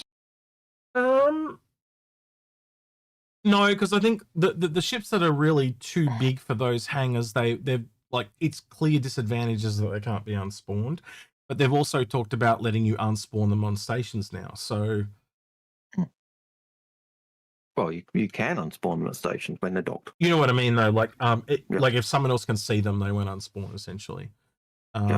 So yeah, I think some of the needs and times of the games have changed, and also, man, the system performance and the degradation of memory leaks, like never being unspawned your Javelin, for example, I think that's actually got more bad connotations than good. And I mean that across like any form of memory leak or some kind of issue where that switch is broken. Just being able to reset that is going to be huge. And so just allowing you to have some way to reset your ship is probably required at this point.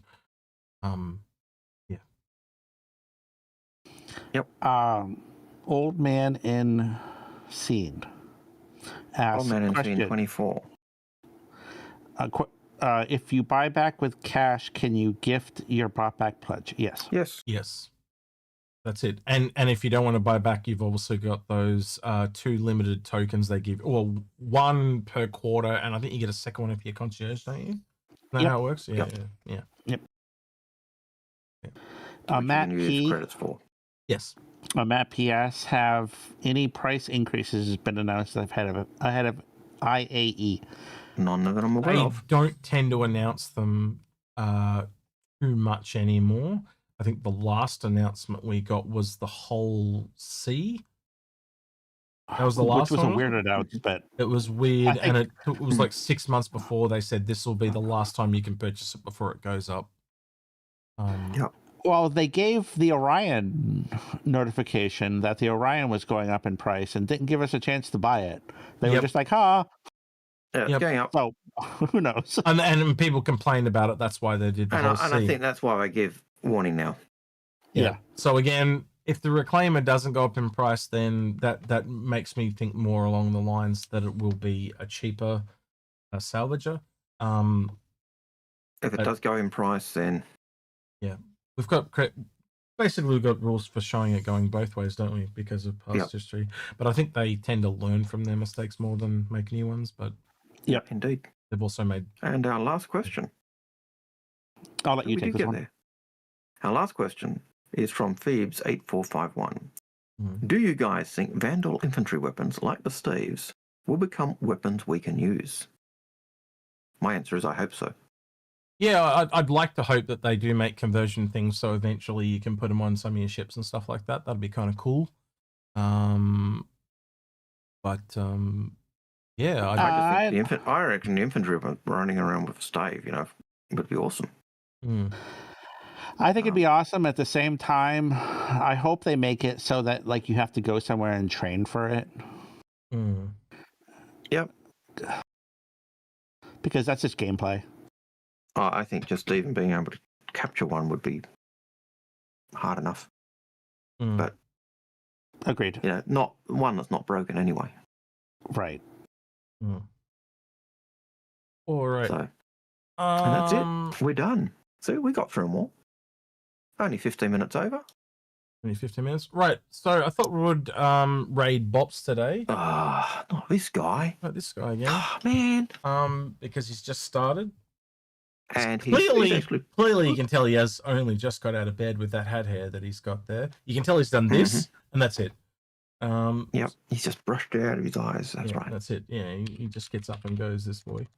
Right. So a raid non-stop. Pretty sure that's how it's written. Let me double check. Non-stop. I think it is. Yep, double checking. Still not with the whole raiding lingo. Oh man, I minimized it. Yep. I lost the whole thing. All right, there we go. It's back. All right.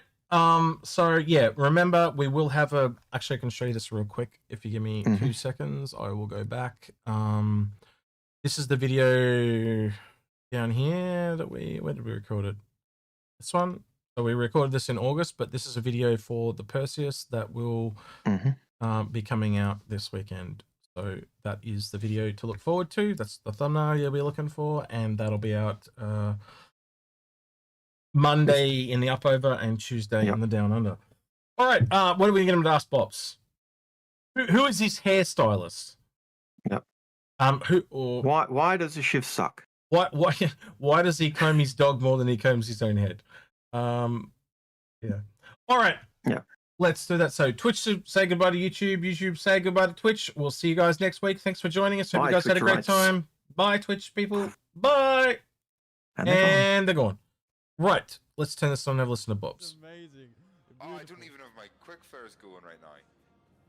Yo, what? What's going on? I'm here. Kill me. Come on, kill me. I'm here. Come on, do it now. Kill me. It's quick, flash.